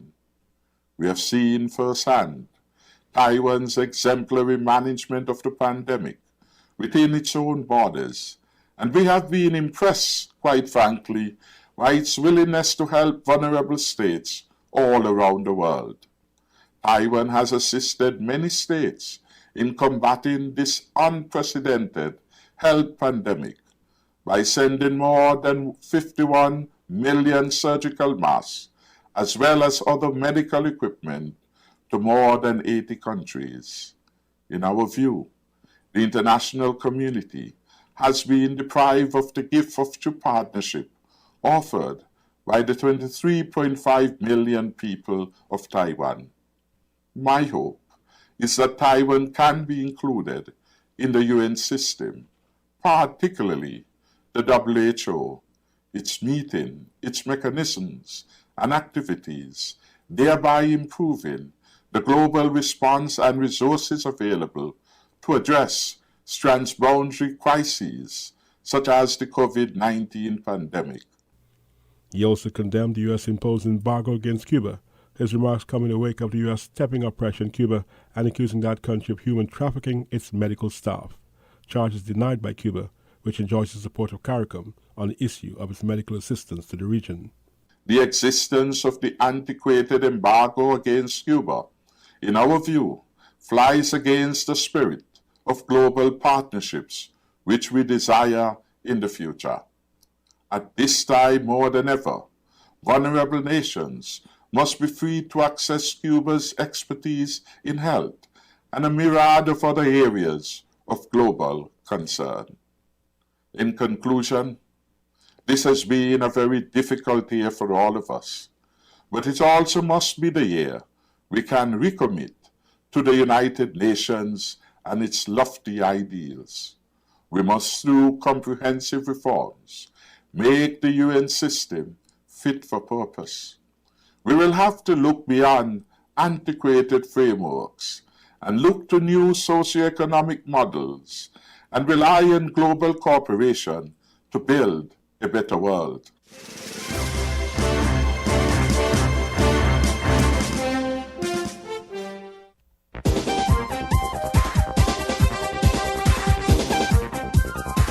This is the Carib Update News Service. I am Wendy Chateau reporting. Senior ruling party MP in Antigua faces the spectre of expulsion from the party after open feud with Prime Minister Gaston Brown. This is the big story we're tracking this hour on Monday, September 28, 2020. Details of this story and more straight ahead. Now for the details. Controversial ruling Antigua Labour Party MP Asot Michael faces expulsion from the ruling group after a feud with Prime Minister Gaston Brown spilled into the open on the weekend.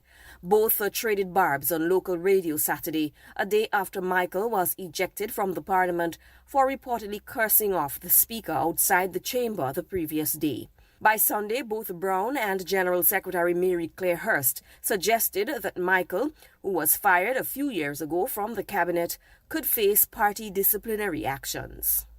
I completely distanced myself from his behavior, and I want to remind him again publicly that that type of rotten behavior is unacceptable and that he's not beyond the constitution of the Antigua and Barbuda Labour Party, and that he will be subjected to disciplinary action at some point. Michael declared open war against the Prime Minister. Gaston must stop all his lies in this country. He can expel me from the Labour Party. He can't expel me from the politics of this country. I'll fight him tooth and nail, fire and fire, steel and steel. Michael was fired from the Brown cabinet in 2017 after he was detained during a visit to London. He was subsequently brought back to the cabinet but then again asked to resign. In spite of the cloud over Michael's head, he was retained as a candidate of the ruling party the following year. Michael was one of the first senior ALP members to back Brown for leader when he challenged Lester Bird in 2009. But now Brown says any friendship is over. You know the irony about it? So here's one of his family members on the phone trying to meet with me. So maybe he wants to come next week and issue an apology. I want to make it abundantly clear, and I'm saying this to the Asset Michael family, even the sister who has been messaging me, don't come to my home. I don't want any discussion. I don't want a friendship with Asset Michael. I've drawn the line. Jamaica's People's National Party will decide on November 7 who will be its next leader in a race that could end up being a fight between MPs Mark Golden and Lisa Hanna. On Sunday, Hanna officially announced she was running for the position, joining Golden, who had earlier declared. PNP's National Executive Council, NEC, its most powerful body outside of the annual conference, has announced that the nomination of candidates will take place between October 19 to 23 and the final delegates list to be made available by October 30. Elections for a new president of the PNP comes as the current president and opposition leader, Dr. Peter Phillips, announced his resignation as leader following the party's major defeat in the September 3 general elections. In addition to Golden and Hanna, Damian Crawford, one of 4 vice presidents, has also indicated interest, but has said he's consulting with the delegates before declaring his candidacy. Michael Phillips, a son of Dr. Phillips, who had also indicated interest, said late Sunday that he will forego. This is Newsbreak from the Carib Update News Service. In more news, the returning leader of Barbados' opposition Democratic Labour Party has called for unity to take the challenge to the government there. Verla de Pisa defeated challenger George Pilgrim 347 to 197 votes on the weekend. Delivering the president's remarks at the party's George Street headquarters on Sunday, De Pisa contended that even though she faced a strong opposition to her leadership from members of the DLP Old Guard, there was no fissuring on the focus of the party. She said the challenge to her leadership was democracy in action within the DLP. So there is nothing special or mysterious about our internal process, so long as we remember that the minute is concluded, we are one Democratic Labour Party going forward. The 49-year-old said she had reached out to her challenger. But I made it my first order of business to reach out to Comrade George Pilgrim. Because at the end of the day, if nothing else, having competition for the leadership of this party has energized the base of this party, and I thank him wholeheartedly for that. The DLP leader said there is no animosity because of the challenge.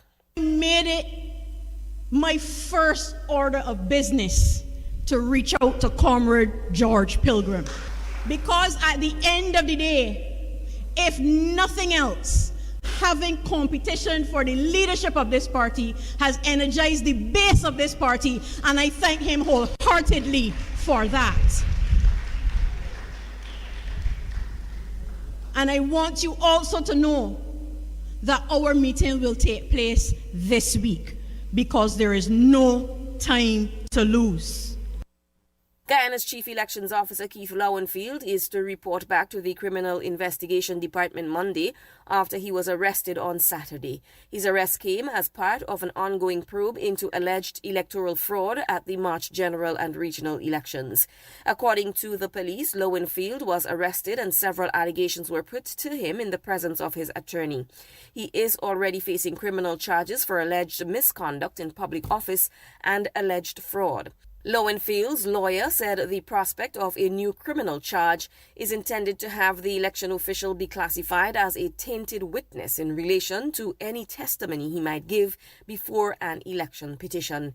Nigel Hughes said that Lowenfield voluntarily attended the Criminal Investigation Department head office on Saturday. This has been another edition of Newsbreak from the Carib Update News Service, the Caribbean's newsroom. Reporting this hour, I am Wendy Chateau.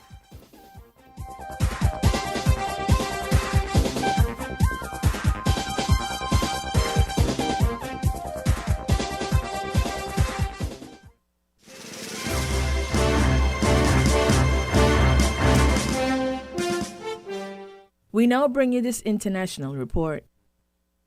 BBC News. Hello, this is Jerry Smith.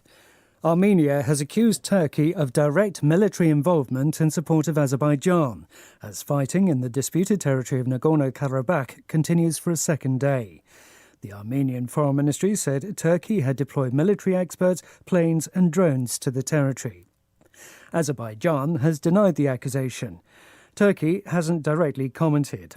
But its president, Recep Tayyip Erdogan, called for a total Armenian withdrawal from Nagorno-Karabakh, which is considered part of Azerbaijan by the international community. Turkey, with all its means, will continue to stand with our Azerbaijani brothers and sisters and the country of Azerbaijan. It's time to put to an end the crisis that started with the occupation of the Nagorno-Karabakh region. With the immediate abandonment of the Azerbaijani territories by Armenia, the region would regain peace and tranquility. The Spanish Supreme Court has upheld a decision to bar the regional leader, Quim Torra, from office for 18 months. Mr. Torra was found guilty of disobeying a court order to take down a Catalan separatist banner from the regional government building during the Spanish general election in April last year. Here's Mike Sanders. The Supreme Court decision to bar Quim Torra from office leaves him with no alternative but to stand down. It comes at a highly sensitive time, 3 years after an unauthorised separatist referendum. That ballot and a subsequent unilateral declaration of independence resulted in Catalan leaders being jailed or going into exile. The central government in Madrid took a direct role in running Catalonia. Current tensions prompted the cabinet to block a visit to Barcelona by King Felipe last week for his own protection. Some analysts think a new constitutional crisis is now inevitable. Japan's government says it wants a society that protects those struggling to cope after the death of the high-profile actress Yuko Takeuchi shocked the nation on Sunday. A government spokesman said those struggling should use prevention helplines. Will Leonardo reports. As well as urging people to seek help, Katsunobu Kato asked the media to be considerate when covering suicide, saying the effect on those thinking about taking their lives was considerable. The death of the 40-year-old actress Yuko Takeuchi, a household name in Japan, has been widely discussed at home and abroad. Hers is the latest in a series of high-profile suspected suicides. In May, the wrestler and TV star Hana Kimura was found dead in her apartment. She'd been subjected to online bullying. Suicide numbers had been falling earlier this year. Some had thought that coronavirus school closures and home working had caused a change in stress factors. But with the rate now increasing, Mr. Kato noted that the measures also led to social isolation. Greek police have begun a criminal investigation into 35 people working for foreign aid groups on suspicion of colluding with people smugglers. Police said the suspects had been helping to smuggle migrants to the Greek island of Lesbos. News from the BBC. Britain has rebuffed another demand by the European Union to withdraw controversial legislation that cuts across the existing Brexit agreement. After the latest round of talks in Brussels, the senior British Minister Michael Gove said the government needed the legislation as a safety net to preserve the Northern Ireland peace deal signed 22 years ago. His EU counterpart, Maroš Šefčovič, said the British position was far apart from what the EU could accept. A professor specialising in China at Oxford University is to allow some students to hand in work anonymously to shield them from Hong Kong's national security law.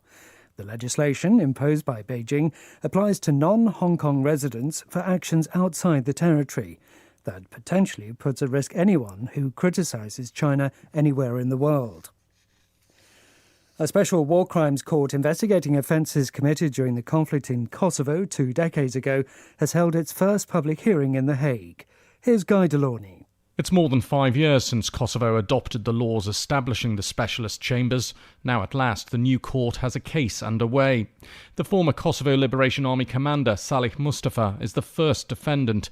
He made handwritten notes as a court official read out the charges he faces: arbitrary detention, cruel treatment, torture and murder during the Kosovo conflict in 1999. He answered the judge's questions concisely and politely, but his defence counsel, Julius von Bonnet, warned that he may challenge the legality of the court. Mr. Mustafa declined to enter a plea at the initial hearing, but he'll have to do so within the next 30 days. The authorities in the Pakistani city Peshawar say they'll buy the dilapidated ancestral homes of 2 Bollywood stars to turn them into museums. Raj Kapoor and Dilip Kumar were raised in Peshawar's oldest road, the Street of Storytellers. And that's the BBC News.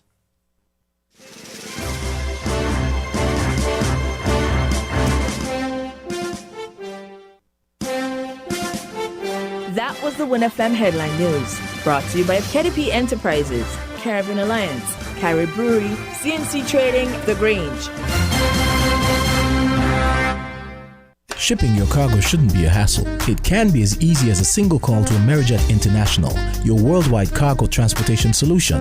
We provide all the services you need to ship your goods anywhere in the world. Whether your shipment is fresh, frozen, large or small, alive or hazardous, you can count on Amerijet to deliver it safe and sound. Amerijet International, by land, sea or air. We get it there. For more information, visit us online at www.amerijet.com or call us at KDP Enterprises, telephone number 466-9595.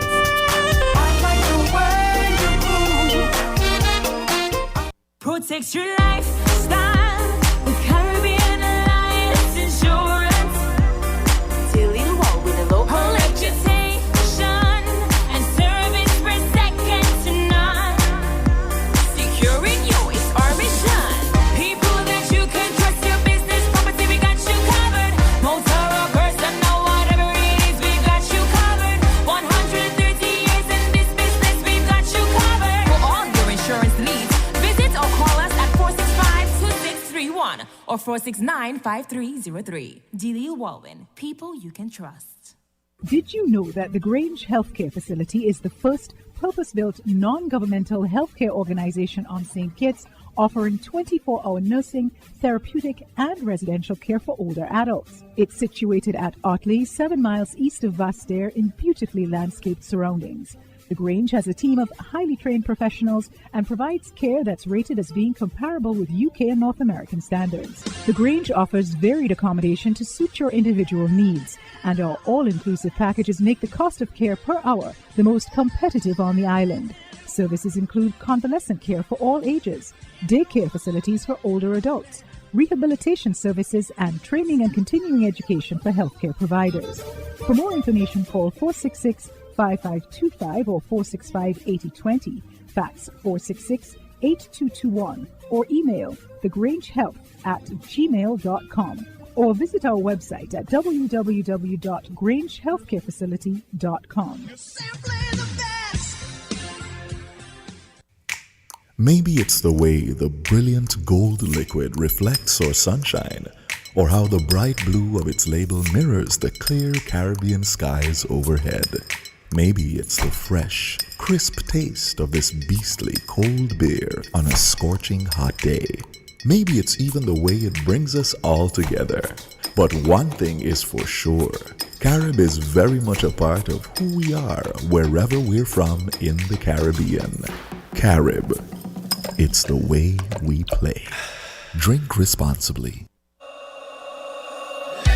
Without limits, happy and free. The skin you're in with no apology. The one to seize the day. Grab an LLB. Live, love, be. With LLB. Live, love, be. Live, love, be. Be who you know you can be. Grab an LLB. Live, love, be. Angostura, lemon, lime, and bitters. Live, love, be. We're different. We're 98.9. 98.9. Win FM. Win FM weather. It's time now for your 1FM weather report, and it's brought to you by Breathe Easy.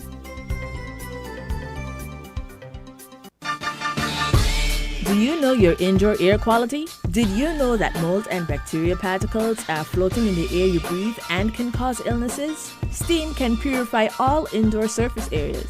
Steam and air purification will allow you to breathe easy. Breathe Easy is the name of a business which promotes pure indoor air quality, offering professional sanitization service for residential, commercial, industrial, and public spaces. The air quality will be tested prior and post-service. Our team will delicately scrub your air so you can breathe easy. Call today for assessments and bookings at 667-0557 or 765-4925. So give us a call and breathe easy.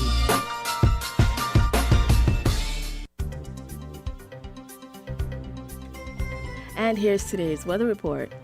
Temperature high 88 degrees Fahrenheit or 31 degrees Celsius, and the low 77 degrees Fahrenheit or 25 degrees Celsius.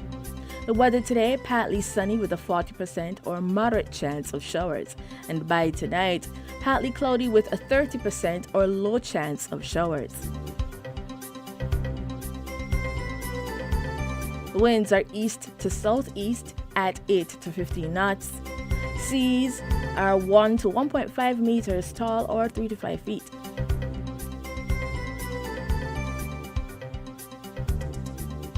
Sunset today will be at 6:02 p.m. and the sunrise tomorrow at 6:01 a.m.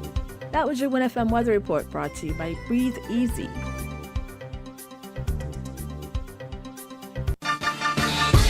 Do you know your indoor air quality? Did you know that mold and bacteria particles are floating in the air you breathe and can cause illnesses? Steam can purify all indoor surface areas. Steam and air purification will allow you to breathe easy.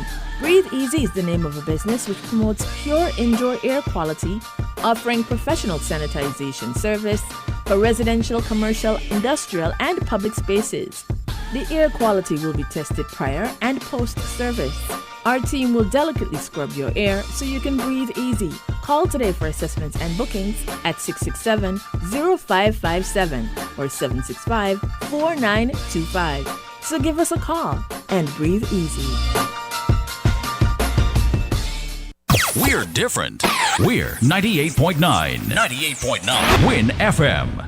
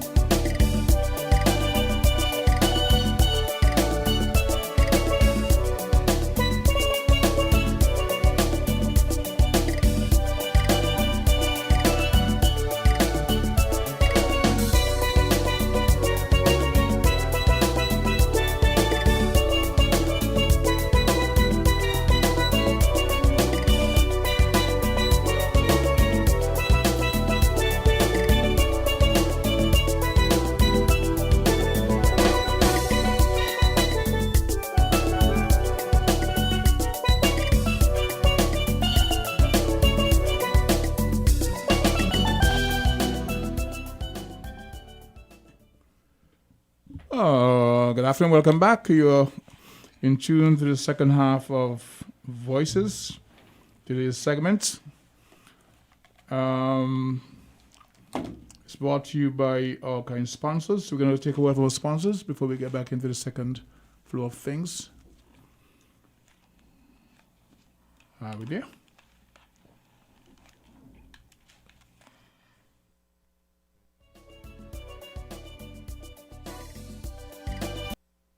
It's the Hartsford's Building Center's Very Good Electrical and Plumbing Fixtures Sales Event, happening now until October 31st. All electrical and plumbing fittings will be discounted by 25%. That's right, 25% off all electrical and plumbing fixtures, happening now until October 31st. The Very Good Electrical and Plumbing Fixtures Sales Event at Hartsford's Building Centers on St. Kitts and Nevis. Very good products, very good prices, very good discounts on all electrical and plumbing fixtures at Hartsford's Building and Nevis Centers, happening now. This is very good. See store for details.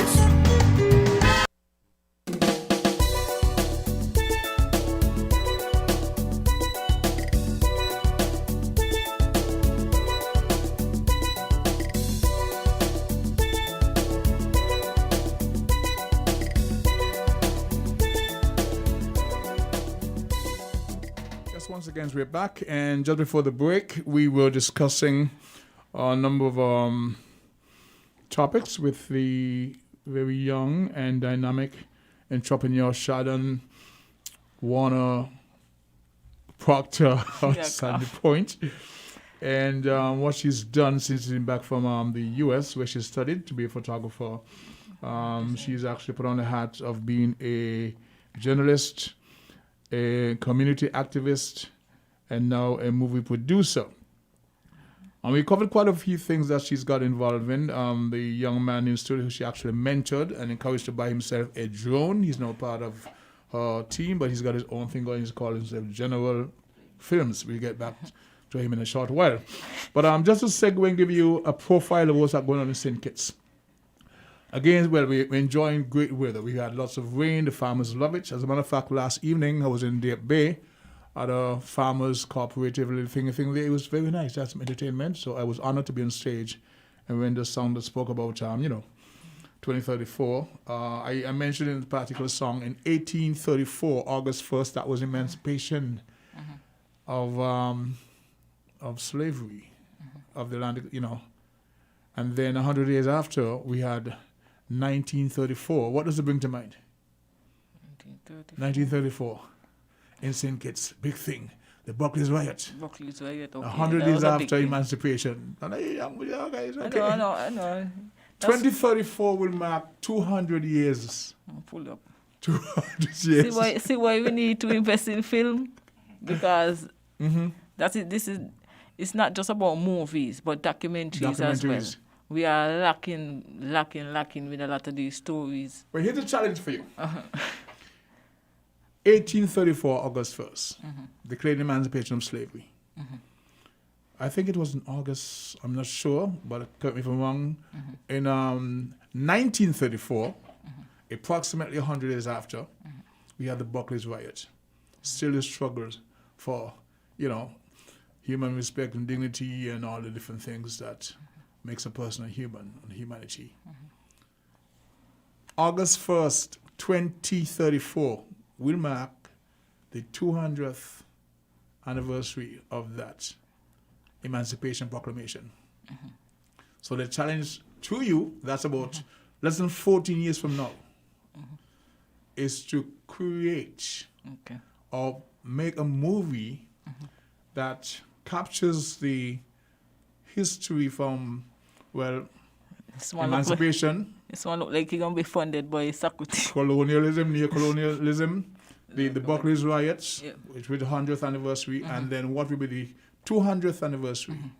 So that's a challenge for you. I probably won't be here. That's 14 years from now, but of course, think of it seriously. Yes, I'm really thinking of it, and I've thought about it actually, because I've rode a lot with a lot of taxi drivers when I came back, and they always give me a lot of the stories, and they always tell me, we need movies and these things and documentaries and these things. Yeah, a lot of them want something to what they want these things, you know. Mm-hmm. They want to, especially now the young people that's so into the technology now, giving them within like story, like just talking, gonna be difficult to grab their attention. Well, back in the day when we were growing up, we had the Anansi stories. I recall my parents, and I'm sure many families in the Federation and across the Caribbean have that experience where you have storytelling in the evenings, all the moonlight bright like day. I recall my mother playing hopscotch and rounders with us. I mean, the morning was so bright, but you sat, you were entertained by these stories. Some of them were designed to keep you from straying late at night. They zombie story them and different things. So we went into all of that. Now today, people are locked into. It's a different age. We have to embrace it. And so, COVID has sort of catapulted the globe into a panic situation in terms of our various economies. Here in St. Kitts and Nevis, our number one foreign revenue earner identifies as tourism has been somewhat compromised in a major way because our main source markets in terms of guest passengers are from the US, England, the UK, Canada. And right now, in terms of what's happening there, tourism as we know it has changed. But here's the thing, Socrates, not to cut you off, right? Here is it that, yes, we've been compromised in that tourists can't come to the islands anymore right now, right? But back to the film world. Well, that's where I brought it up. They're home, they're sitting down, they want... I did that. Okay, I then. did that in Okay, order to then. I'm gonna segue wait, into you 'cause, taking you the hype me up. challenge. Right? So if we want to look at the numbers globally, India is clocking 6 million cases. The US, 7,000 plus cases. In terms of the death toll so far, it's 204,000 and counting. Globally, we have 33 million plus cases of COVID-19. So locally, we have 19 cases. Yeah. And in terms of the management of what's been happening locally so far, we've been really, really doing very fortunate to have the leadership that kept that thing contained. We heard about the stimulus package being offered, and you did some coverage of that with tax drivers. The PM did say he's got X amount to pay during the first phase. And I think the thinking was the second phase would not be necessary because people thought, okay, COVID-19, probably 3 months, 4 months, and we're back to what was normal. Now he is forced to address a second phase, a second schedule of the stimulus. I don't think a third can be entertained, right? So the reality is the world as we know it is gone. So it brings me back now to the digital space which everybody, could use tourism on. So talk to me now. Talk to me about the new way forward from where you see it. Yes. So not only the energy for the young people, but the Federation as a whole. For the Federation as a whole, I think we also need to focus on community tourism as well. In that, try to develop. For instance, down there in Sandy Point, I see some locals who want to big up Rum Dog Bar, and they started building there on the strip. Where persons from bars there could come and travel, Well, you have to educate me. So I'm just saying because when I get home, I get to my doorstep and I go to the studio. I'm there like 18 hours. So a lot of stuff that you're speaking about, the rum, something. Rum Bar Cafe. You gotta educate me. It's new. It's new. I need a map. Yes, way down there in Pump Bay. Pump Bay has so much Pump potential. Bay. Pump Bay was once one of the biggest, ports in the West Indies, as a matter of fact. And down there was kind of abandoned for years. And now I'm seeing some locals coming up building bars. I realize over there in Mansion, they also made a step to make like a kind of pool-like thing in the water. And so you will find even people from Sandy Point going over I've seen there. That. Yes. And that's just a way to develop community tourism. So you as a taxi driver, somebody coming from Sandy Point who may not have a ride, they may hire a taxi to go over there. And back to the film world again, where we are not able to travel. Most people now, they're home watching movies. I mean, we need some St. Kitts movies on the Netflix too, And that would give us now income coming in without the tourists having to come in. because nowhere you can purchase the movie on iTunes. But where do you get the funds from? Because you don't have a job anymore. Where? There are some sectors of society that kept the able to maintain their jobs because of the sector they worked in. Yeah. But those who work in the tourism industry, even though you're saying, well, we don't have to bring in tourism anymore, we can do community tourism, etc. I understand that, but where does the money come from?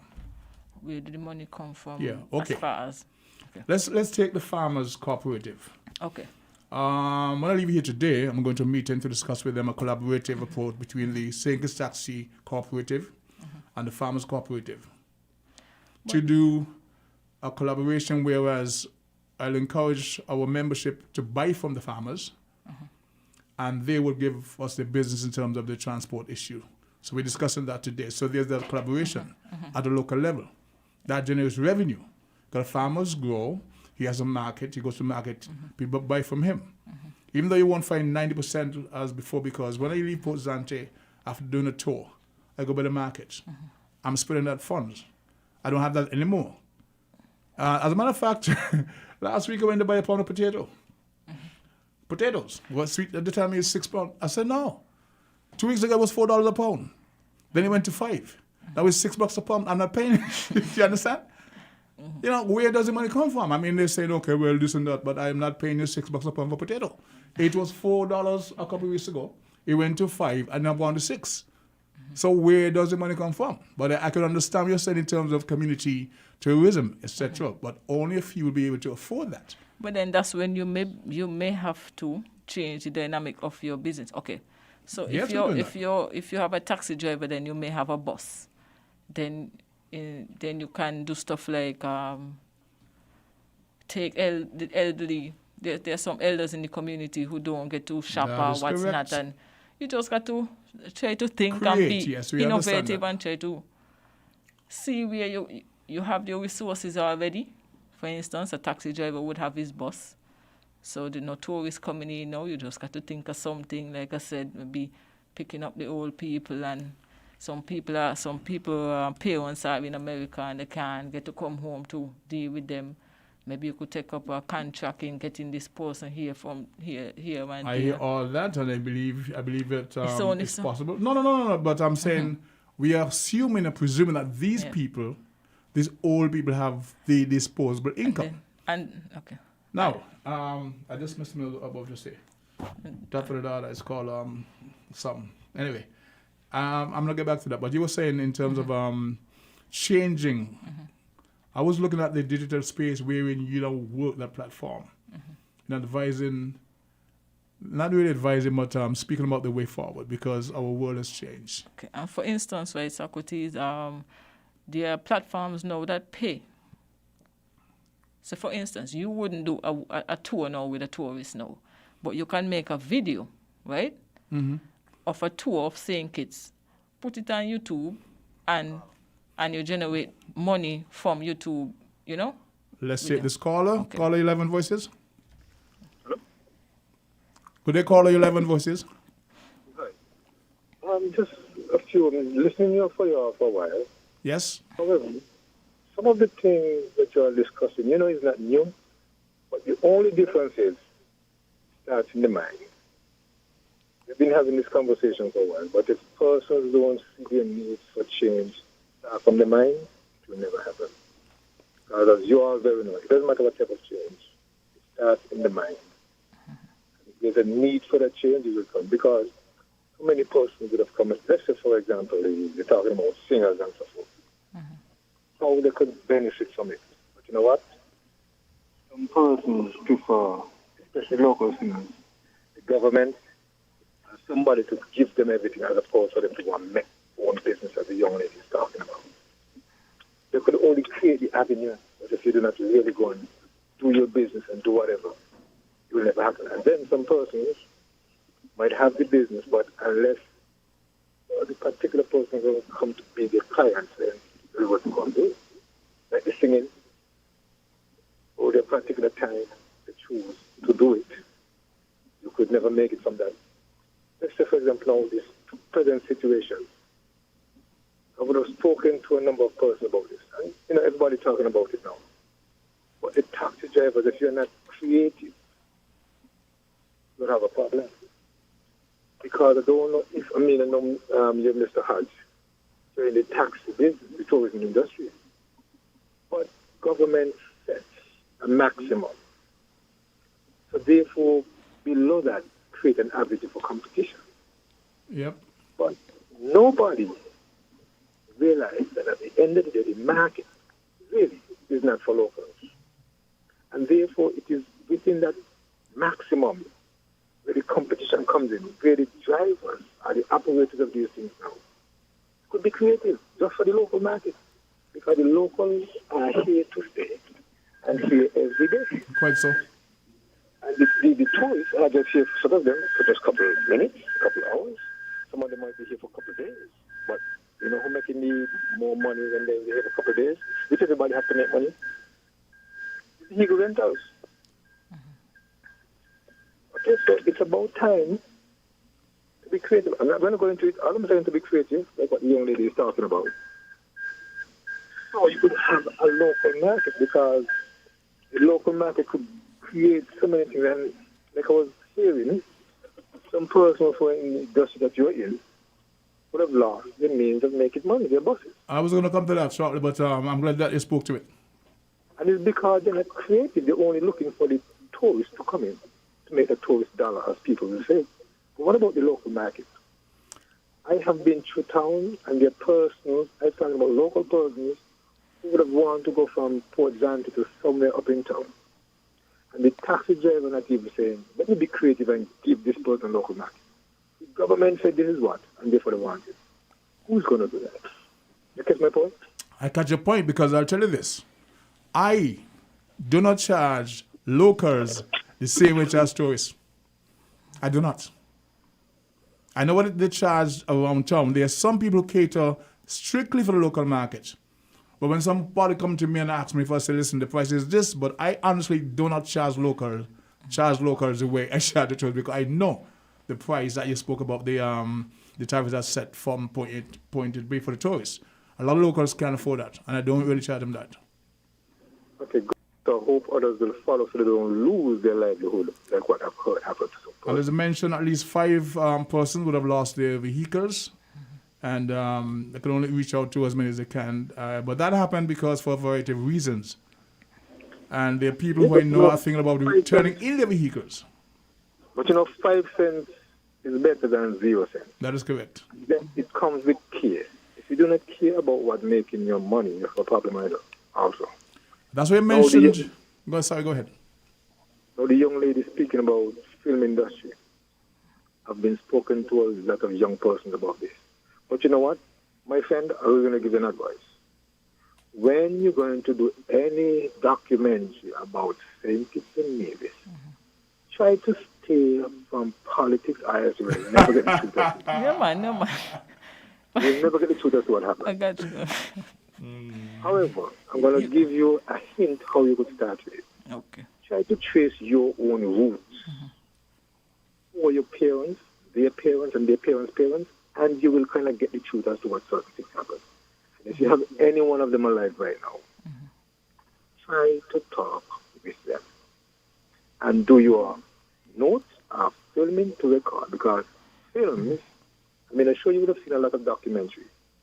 And you will see where they start from. They do not have so much politics unless there's a political documentary to see how the political landscape started. And it do not start from, it starts from the beginning way back, because we are lost in our country of St. Nevis when it comes to certain things. Even if you want to take it from a political point of view. Who was our first chief minister? Who was our first governor? Even to recent history, a lot of people don't even know who was our first prime minister, how many prime ministers we ever have. But they will know how much president the United States have. We don't even know how much chief ministers we have, how many premiers we had before. We do not know that. And it's because politics come in as opposed to history. So I am telling you, stick to history. Yes, the politics will come in, but you will have to be clever enough to sift it out to really get the actual history of our country. Then there are also some persons who will come in and talk about this Africanness. About the what? If you look at the Africanness of our culture, but they're leaving out other parts. Because whatever it is to cause us to make us the people we are, we have to include that. Because if you check the history of St. Kitts and Nevis, matter of the entire Caribbean, and a lot of people like to talk about these lands.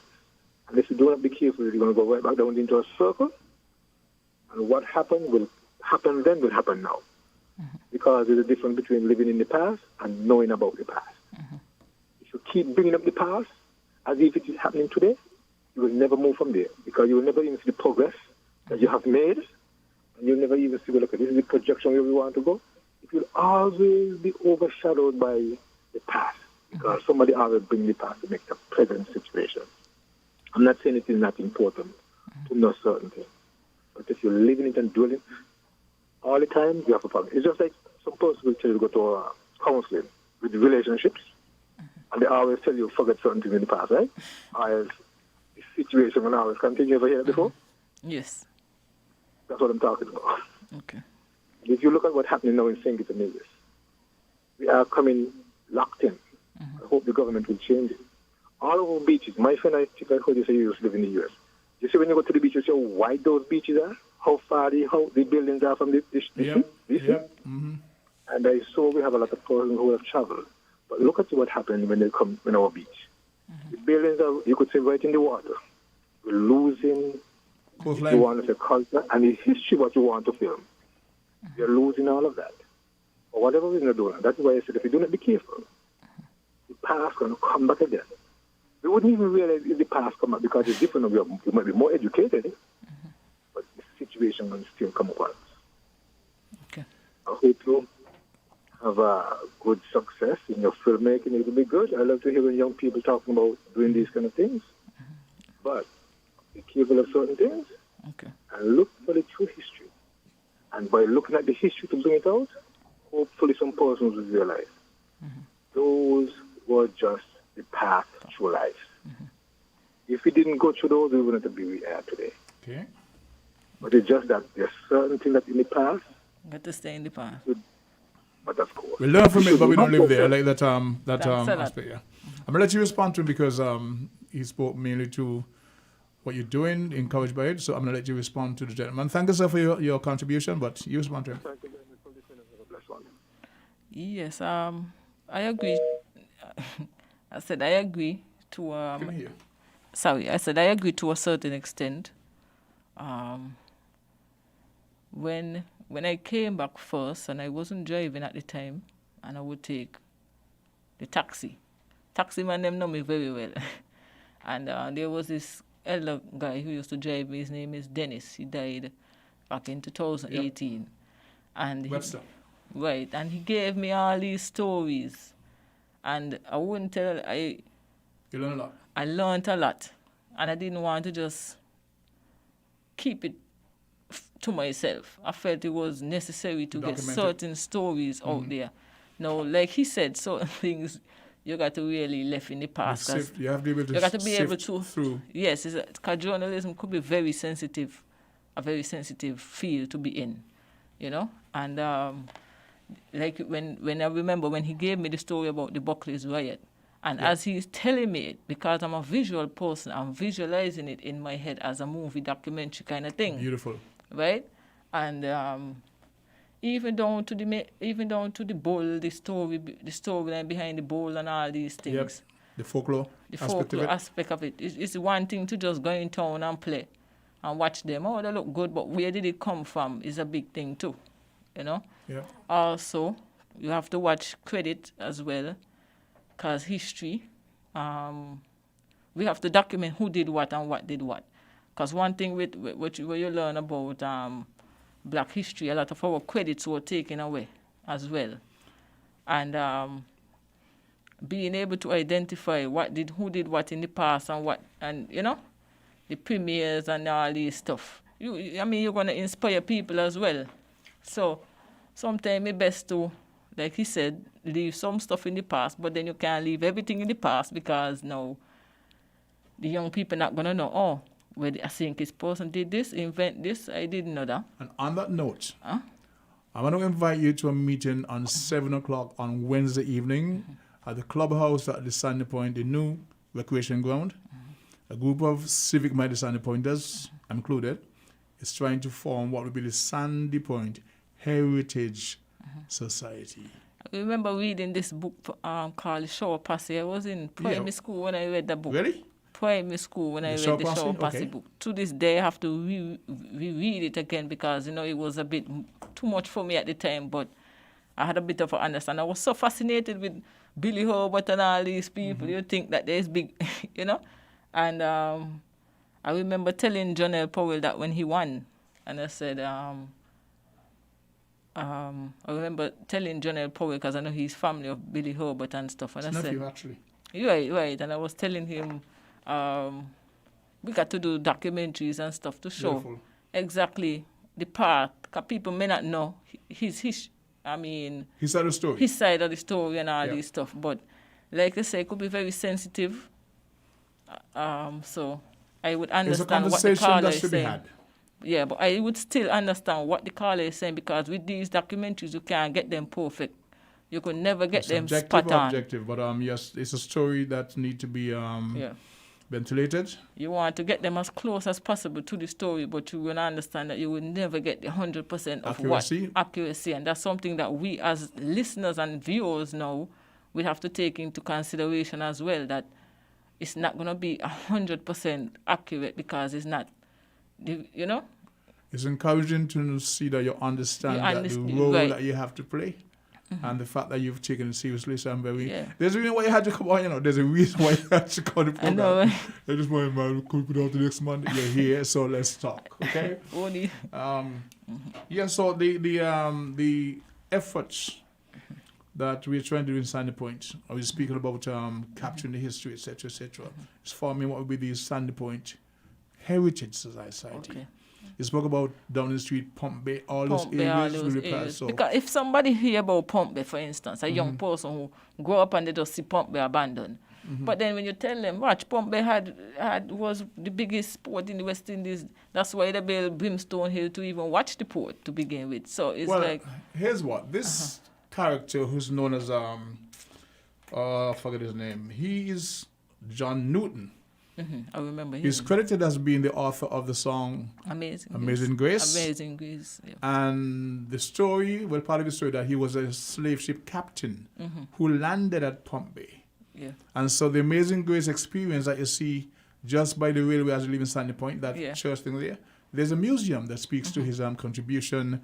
And that's one of the most popular songs in the world. Yeah. But he is said to have landed here at Pump Bay. I heard he even preached in the Anglican church. I'm not sure how true that is. So we should be able to build at the building there. That's called it's like a church. They have a lot of history about what his contribution and what he working with Wilberforce and all the various characters up there. So you find lots of history. Last time we were here, we had a call from Lady Sylvian Henry that spoke about Thomas Manchester and what he did for St. Kitts and Hole.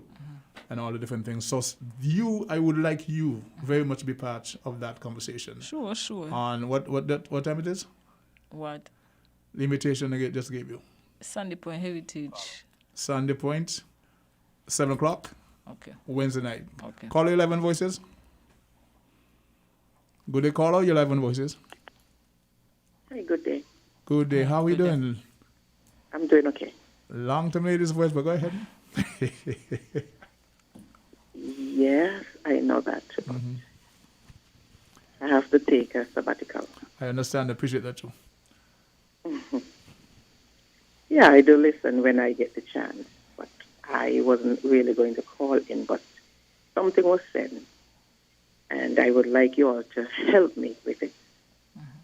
Tell me. If you can. Yeah. How does one differentiate between knowing about the past and leaving the past behind, or not living in the past? And I say that in the context of us as a people. I'm going to use this example. You have those persons who call themselves the Jews. It is said that they have a history where the people went through just a period, a few years, of certain things that they didn't like they call the Holocaust. And today they have their mantra. Never again. We shall not forget. And never again. Never again, yes. Those persons who you see upholding the mantra right now, if you have to go and do a survey, not one of them has gone through what is purported that the people went through. Not one. Because if you have to take the time frame period, almost all of those who went through probably is dead by now or maybe is senile. Who is keeping this thing alive is the young people. And anytime they hear anything being mentioned in the media that to them it sounds like it is anti them, they make a stand. You hear them. Now, these are the younger generations. Now, when it comes to us, many things have been said today still about us. Threats are given out in so many ways. We don't stand. We don't make any stand. And if one or two speak out on certain issues, it's our very own who attack us. That story again? You still with that? Yes, very own attack us and refer to us as racist. So I really don't know what the difference is, because those who call themselves the Jews, they know what took place.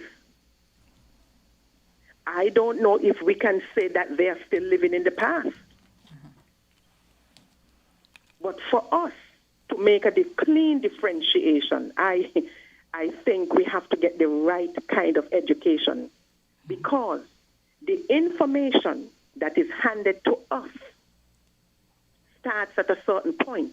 But beyond that, we don't know. I believe if our people truly know the history, our history, or our story, before what was given to us in the textbooks and what is still perpetuated today, I believe we will have a very different mindset.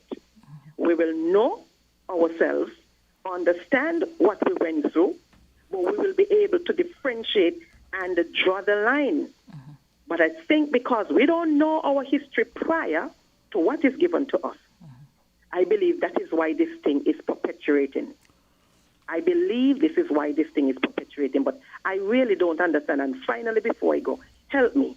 Where we are concerned, I really don't know where the differentiation is, where the line of demarcation is in terms of knowing the past and leaving some of our past behind or not living in the past. I really don't know if there is a defining a line of demarcation. If you can find it, explain to us.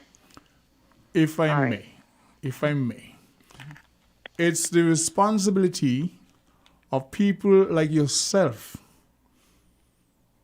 against the background of the folks who would like to just brush off our history, to make a stand and do something about it, because there are many who will just like.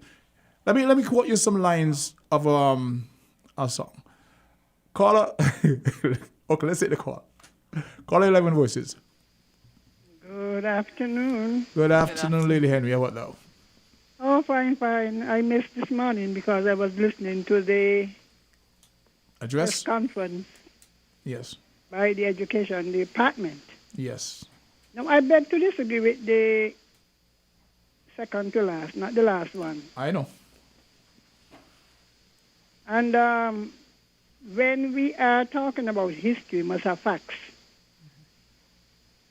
You can't disagree if there's facts. And an understanding and an appreciation of history helps to shape who you are. Some people may say, well, this thing make me feel ashamed or whatever. But it gives you a measure as to where you were to where you are. And St. Kitts has a lot of history. So the thing about leaving something behind, to me, doesn't make any sense. Doesn't make any sense. I think the last caller will agree with you wholeheartedly.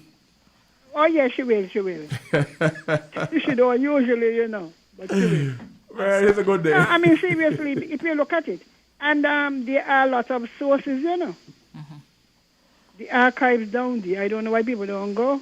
It takes a lot of time. It took me over 5 years just to get some information. I mean, I would go down there regularly, spend maybe a morning, 4 hours, 5 hours. It takes some doing. And the newspapers of the day were written by people who are black conscious. They are the St. Kitts Nevis Daily Bulletin, the Union Messenger. These were people who was there fighting for the rights and improvement in the lives of our people.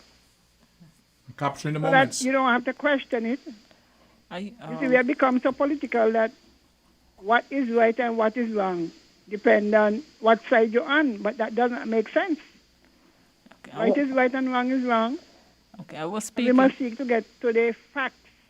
Okay, Once you have the facts, and as I said, with a little research, there are so many books about St. Kitts all over the place. Because sometimes we are not willing to do the work. Okay. Now the young lady says she's a journalist. Aspiring journalist, yes, and film director. Right, well, I am from the village, and I used to like to go up to the cemetery to read the tombstones. You might say that is weird. No. Not really, No. You would hear about the Portuguese and the Ferraras and the this and the that. And it made you even read some of them in Washi the book. From the traffic, something like that, yeah. From the tray or whatever, but it is centered around what we call, what you call it, traffic? No. The Yeah, they just slip it? You're from country. At the top of 4th Street, where the traffic police used to and direct traffic. Yes. It's called the traffic. Yes. So I when thought you were somebody to something says else, but it's by okay. the traffic. Yes. It is the junction between Victoria Road, 4th Street, and Keon Street. So today you'll learn something, right? Right. Yes, Lady Heavy. Next time, you don't hear basketball talk about they're going up by the traffic? I know, but I thought you were referring to something else. I thought you were referring to a book. No, Tim wrote a book, Washington article. Called The Traffic? About a view from the traffic, I think it was called, something like that. We talk about this lady selling the tray. Yes. And he wrote the book about people who lived and operated businesses and what went on in the traffic in that area. And there is a Facebook with Kittitians with Portuguese background. Heritage, yes. Hello? Yes, I know a few, the Ferraras. Right. And if you go to the cemetery, the tomb, as soon as you go in the main gate, if you go to it, a lot of history in the cemetery, And I even sometimes they could do tours in there because some of them come and go to the archives to check out their people, eh? Yes, I actually took the family of Warners to the tomb of Thomas Warner in Old Road, Middle Island, and they claim the heritage. I'm telling you, a lot of them, on the same Portuguese website, that people out there who saying, look, we were related to the Ferrara and people, the Greers, the Portuguese, and so. And you could go there. So sometime, like now, you could give tours. It would require on your part a mapping, because a mapping would be easy. Cemetery is small. You could map them by era, Those who were there in the 18-something and the 19-something and the Anglican Church. All of these are places that we don't utilize, Quite so. And so when you're making up, you're able to do your film. Right. You have your film and they end up there. So I always see the potential. Right. History has potential for money making. Yeah, I went to Washington D.C. I was so upset. I went to the home of George Washington, I think it was. I was in D.C. And I had to line up so long to go into a house. Yep. And I didn't see anything much, you know what I mean? Mm-hmm. And here we have these things in St. Kitts places. We don't utilize them. First, we have to identify them. You know, and we dismiss it. We dismiss a lot of history in St. Kitts. And I recently, right, not to cut you off, but recently I was speaking to a gentleman who had just came from prison. And this is a lot where I get a lot of inspiration from, because he was telling me that he went into prison very last, right? And he read this book, From Commoner to King. You know the one, Socrates? Yeah, I have it. Got your book. A book okay, written by then. I have a copy. And he came out of jail feeling as though he could be from a commoner to a king. And that is where I feel like the history is important in a sense too. Because if he didn't go to prison and read that book, he may have came out as a different, the same person, you know. So it was good that, as a matter of fact, he told me somebody brought the book for somebody else and he ended up reading it. He didn't And want then you to. saw a lot of the library giving away because couldn't get them. People won't buy to read. They saw boxes at the library, public library. Yep. Right. So when I hear people, there's so much. I mean, Dr. Simmons wrote a book. When I heard him speak, you know, and I encourage our people to write. I am not a big writer, but I write. I do research and I write because I say we have a lot of history that we should be proud of. I'm going to try to get the young lady to sit with you, Miss Henry, at some point. I'm going to try to get her to sit with you, to sit with you at some point, because she has a lot to do in terms of the documentary she have in mind, the movie she's making. No, she could go to the archives, you know. Have you ever been to the archives? Yes, I've been there plenty times. I'm a big fan of I used to live down there. Went to all the newspapers from the 1891 up to 1970 something, and then because I was doing a period up to the end of the 60s, you know. And I learned so much. And I talk things with my children. You buy books, you read them, and I encourage people to try and buy Dr. Kennedy Simmons' book. Yes, I also to learn something. And I want all these old politicians. I heard Michael Powell the other morning talking history I did not know. So all of Dr. Douglas, you know, write book about yourself, not the speeches. You know, I mean, his mother died leaving him young. I don't even think he knew her. And you could see, that's history. Look where he reached to. He became the prime minister. You know? So history is important. It helps to motivate the youth. Every time you hear America, Lord, every prime minister, every president talk about President Truman, President this and President that. Lincoln, Washington, make references. Every story is some old president. But it helped to shape the American psyche. Because I remember Timothy's swearing in. He mentioned something about his we have to pause for commercial break. Is Henry? You're gonna hang up now, eh? You're gonna take a commercial break. I want other people, yes, and I want other people to call in too. Thank you for understanding. We're Thank gonna pause for young word lady. yes, definitely. Thanks a lot. Pause for word for sponsors. Thank you. From the South, 98.9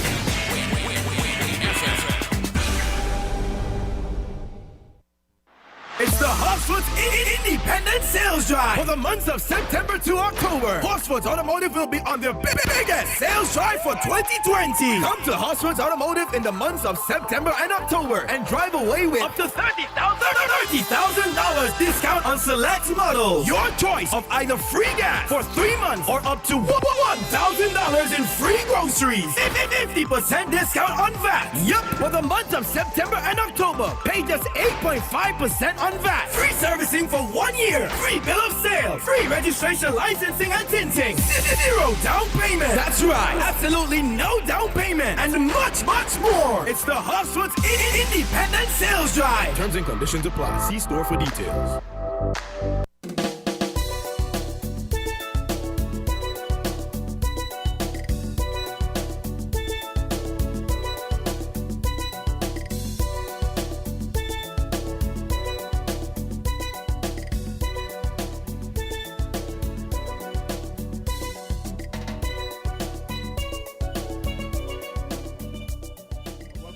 listeners and our viewers. We're on the home stretch of today's episode of Voices.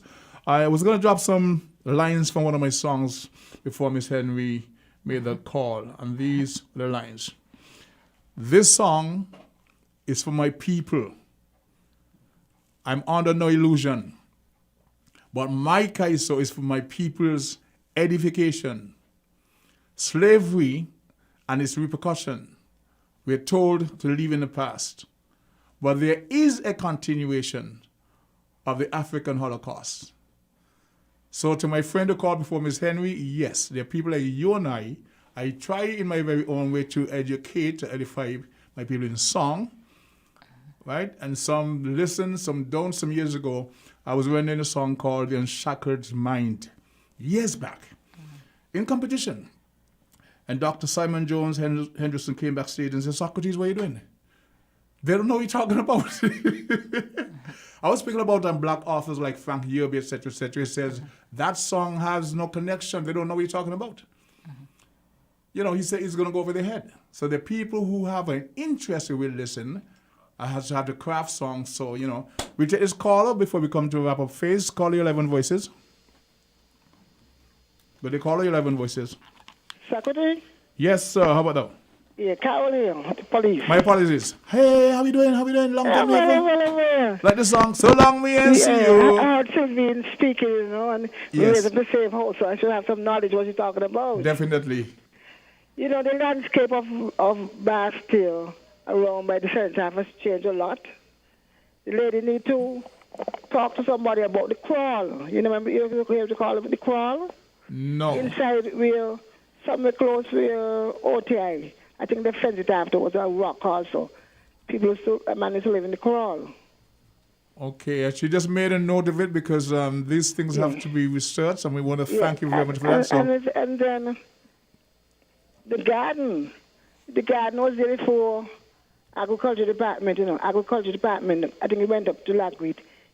Was that the location of it? That was agriculture department. Okay. Agriculture, we find all the plants that Mr. Blatcher bought from foreign lands. That's where we got it in the gardens. Yeah, you go down there, that all kind of strange food. Like if you talk to dumplings and people from Macna, they said there was a mango tree that was either blow or something.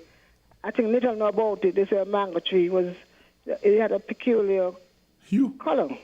Okay. But I know when you're down there, when in the 60s or late 50s, it was like a heap of sand. They dig out there and dig out and dig out before they put the school and the colleges there. Okay. Do you know what year the cenotaph was relocated there? And the university center will tell you then, because the university center went there as the extramural office. Remember we went there when somebody from the university came, and they had a small thing for university. So the landscape has changed a lot. I was asking, do you know what year the cenotaph was moved or relocated there? No, I think it's before my time. Okay. Because as a little girl, I always go down there when the band go down there. So from the village. Yes, we run away from home when the band go down there. there. Go down on Sunday morning with it. Oh, okay. But the landscape of all like down by Fort Thomas, somebody had a lighthouse down there. And there was a Fort Point, yes. Yeah, I used to go down there, and had a gun, and people, and the Richardsons lived down there before they make Fort Thomas Hotel. The cannons are still there. The turrets are still there, overlooking the bay. Huh? The lighthouse is further down in the yard. You see it. Okay. And the cannons there. Well, I'm glad Miss Henry called, so you got called to because I haven't heard him for a long time. People, if you talk to people my age in the 70s or late 60s, they talk about the plaza. There was a man named Mr. Thibault. The thing is Thibault built the memorial. When you're going on OTA, you see all this square there, they call it the plaza. Yes, I know that there. There's the people from the village who go down there on Sunday afternoon to play. You got to go in there and play, and so there's a lot of a lot of information that we literature. can unearth and use in our documentaries and capturing the history of St. Kitts Nevis. So even Lime Keel Bay has changed, and she can get a story about that. It was a famous bay until they start sending down the water from the hospital into it. Okay. In 67 or 67 about when it was built, the hospital was built. Around 67 when the hospital was built. Okay. Yeah, and the operating and the water. Then when we realized that dead waters go down there in the hospital, people stopped going. Lost People its still appeal. going there, but it was a popular beach. Okay. See, I didn't know that. Yeah, and above it, people tell you that Lion King housing, where Dr. Claxton have a house. Yeah, he has a down there, complex. way down there. They had a big great house down there. The Great House. Okay. So the more you look, but West Darcy has a lot of things, a lot of history. Ms. Richards, You need to get that there. we're about to wrap up. I want to thank you for calling in. I mean, like, it's Okay, so lovely all right. hearing your voice. Appreciate it You as know well. what I mean? I'm going to give the young lady a chance to wrap up because we got about 2 or 3 minutes to enter this program. I'm going to have her assistant come forward if he can. And see if he was, you're here. Yes. You know what I mean? Say something, huh? Today is really to give you guys, and you have a lot of help and encouragement from the likes of Miss Henry, Miss Richards who just called, and the other gentleman. I mean, it's very important that you guys have support. Right, so you have 2-3 minutes to wrap up. If you want to come and say a word on behalf of your, what do they call you? His, anyway, sponsor, whatever. Wrap it up for me, please. Okay. I would like to use this time to encourage everyone to support local films and get involved if it's something that you wanted to do but don't think it would be possible, to get involved, whether it's to writing. Even if you can, for the young people, if you can't find a job and you're into writing, start thinking creative and innovative and start understanding that there are ways that we can get our talents across. I would like to encourage, like I said, well, I have some stuff coming up, like the movie is coming up. It's called Too Fast, so look out for that one. There's a project down there in Sandy Point called the Hub City Rhythm, where we are looking to bring back music in the Sandy Point community. So we're going to do a video medley with a host of various artists from the Sandy Point community, and you have to look out for that one.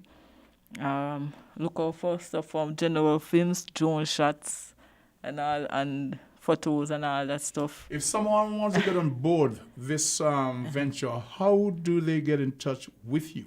Okay, you can call 767-3699. We welcome any type of help, any donations, anything. And your location? I'm upstairs, where Ashberries used to be. I'm upstairs. My studio is upstairs, Ashberries, in the circus.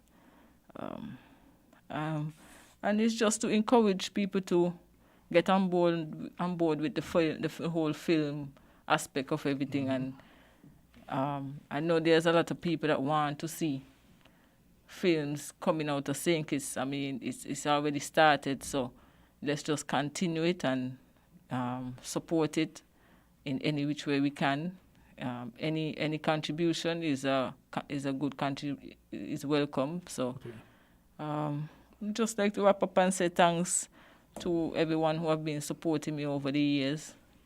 It hasn't been easy, but I appreciate everything, and just look out for some big things coming soon. Yes. Okay. Well, I say thank you to our listeners and viewers for